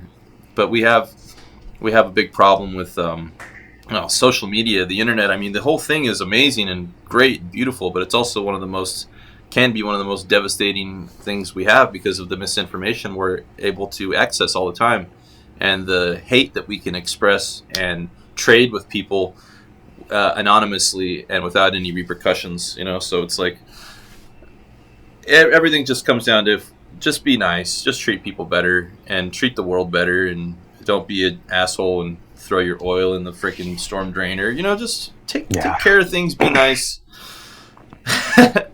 People aren't nice enough. That's the biggest problem that I can see. It's a very broad problem, but totally agree with you. I would like to think that education would help that. As we learn more, I think we are nicer to each other. But I sometimes don't even know that's true. Do we need to? I'm just talking out. I don't really have a point to this. Do we just need to have somehow parents actually tell their kids be nice? Like, is that something we need to do culturally as a nation and ingrain that into our children for the next generation? I have no idea. It's thoughts where I think sometimes education would be the answer, but then I feel like I even see smart people do really bad things. I don't have an answer, but I'm with you. I agree with you. I like the education idea, because I mean, presumably education should mean that people are learning the truth also. That's one of the big problems we have, is that there are some really smart people that are in a lot of power and they're treating people a certain way, but their truth isn't necessarily the real truth, and exactly. It's all very skewed. So education, but it's got to be the right kind of education as well. It's got to be real and not just created to suit a certain subset. Yeah. All right. Second to last question. Think of at least two friends that you should do this conversation. Call them out. Oh, what the podcast? Yeah. And then you could just say their first name if you want, and then we'll figure out a way that I could contact them. My brother would be a good guy. He's a really interesting character. My brother Paul. Okay. I'm sure he'd be fun on here. Someone else that can do this thing.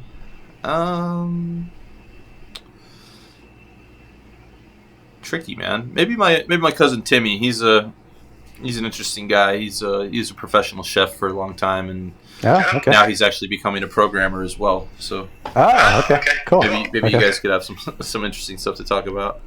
All right, cool. Last question. Tell me in a few sentences or less about what this conversation was like. If you've done a podcast or interview before, describe the biggest difference. I may use this answer in a video collage for new potential guests. I would say overall it was a fun experience. It was cool to see you. I haven't seen you since high school, I think. Yeah, it's been forever. Just to think about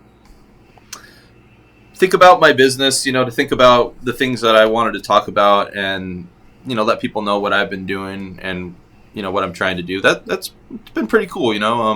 I watch some podcasts. I watch like the Joe Rogan Experience and Lex Friedman. I like his. Oh, dude, I love both those podcasts.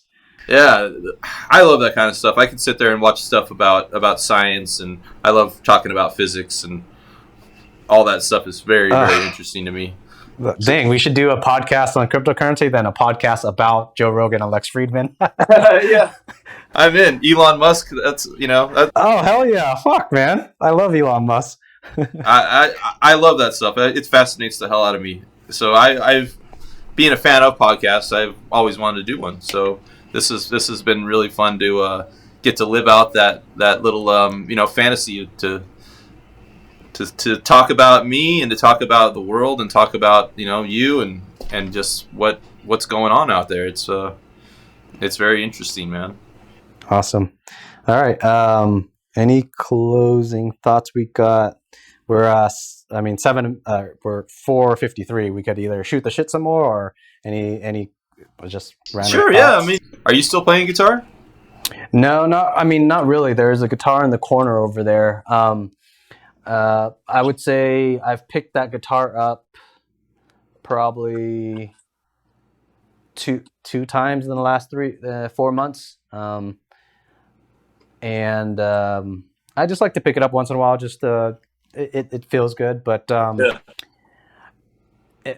about how many years ago?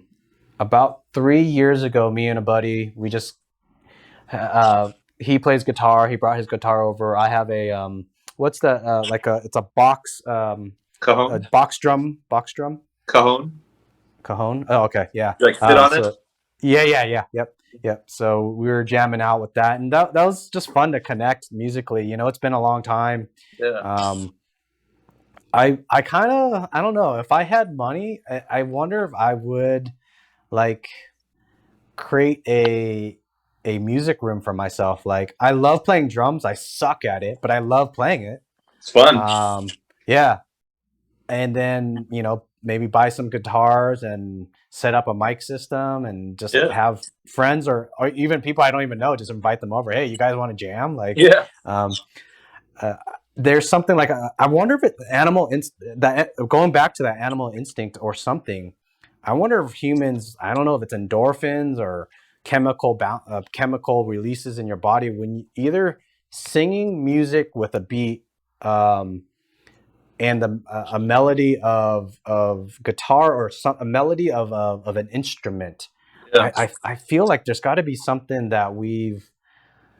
there's something there that is beyond normal conversation, that's beyond normal hobbies, that's beyond normal accomplishments. There's a feeling there that's magical. I don't know what it is. I think some scientists should do some research for me, or I wish they would, to maybe record endorphins in your body, record your blood pressure, your stress levels, your hormone. I don't know what it would be, but record that when a musician plays. I wish they would record me, because I get that feeling, man. It's like I'm glad. It was cool to hear you talk about. It's like you're surfing and you're trying to dodge stuff and you're just trying to like stay on that wave and ride it out. I don't have a good definition of it. I would say it's a magical feeling. You're connecting with people and it's like a higher level communication. And when I say the animal instinct, I would be okay with someone saying, well, it's just endorphins. You're releasing endorphin. That's all it is. I'm okay with that. But it's a magical feeling that I don't get those endorphins when I have that conversation. If I'm having a conversation with you, I don't have that endorphin. Yeah. If it's endorphins, I don't know what it is. If I'm eating a good steak, I don't get that. Yeah. You know? So if I program something amazing and I'm working on this set of code and I'm sharing, me and these other programmers are building this amazing set of code. Yeah, it's great, but I don't get that. I don't get that endorphins, I guess, if it's endorphins. Yeah. So. Well, it's definitely chemical and it's definitely biological, you know. The way that I would say endorphins is a good way to think about it. I mean, you can feel intense pleasure, intense excitement. You could also feel really intense sorrow from music. Music has that power, of course. Yeah, too. You're right. You know, and you can just hear a song and it can take you back to a certain time when something really great happened or something really bad happened. This is something you should check out. There's a movie that came out probably, 12, 13 years ago called The Heart is a Drum Machine. And it's a little documentary, like an independent film. Is it the guy where he goes into the tribes and he finds that if the beating at night or beating on the drums with the music with the tribes, he was able to like sleep much better? Was that? I don't know. That could have been somewhere in there, but what I remember, and it's been a little bit since I've seen it, but the basis was like when you're in utero and the only thing that you can hear is your mother's heartbeat. Wow. Your mother's heartbeat since way before you ever come onto this earth, and that's your first introduction into anything, and its sound and its rhythm and its excitement and its restfulness, and it's all those things that you learn about the world before you're ever actually in the world. So it talks about how deeply ingrained rhythm is to us, and it really is an eye opener, you know. And it has some great people in the production. There's actually even a couple of deaf guys, these deaf musicians, that it's all just based off of feeling and a lot of really sub frequencies that they can feel, and they jam together, and it's super cool, you know. I mean, it's just. Music is even bigger than sometimes we imagine. I mean, you know, it connects us. I think also this is more of a personal and a spiritual thing, but I think it connects us with the essence of the universe. You know, sound is vibration, and vibration is the difference between one atom and another atom, or particles. All of those things are. Sorry, I had an alarm go off. You know, all of those things are sound. Matter is vibration. Waves are frequency. I mean, it's divine, I think, and it's bigger than all of us, and I think it connects us with maybe the source of everything, and that might be a reason why it's so exciting, because it pulls us back to where our nature is. I think there's no better way to end this conversation on that, man. I think that was beautifully put together. All right, man. Let's go for a part 2 and a part 3 sometime. Okay. It was a pleasure. All right, Tom. It was a pleasure, man. Thank you. My pleasure, buddy. Thanks for having me. All right. See ya. All right.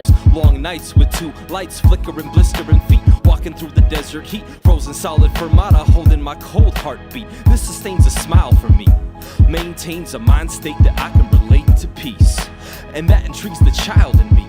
Exciting and instinctual innocence. I'm not of this world. I keep my bars on Mars, my genius on Venus, staring at stars. Master of my universe, down to earth, with dreams the size of Jupiter.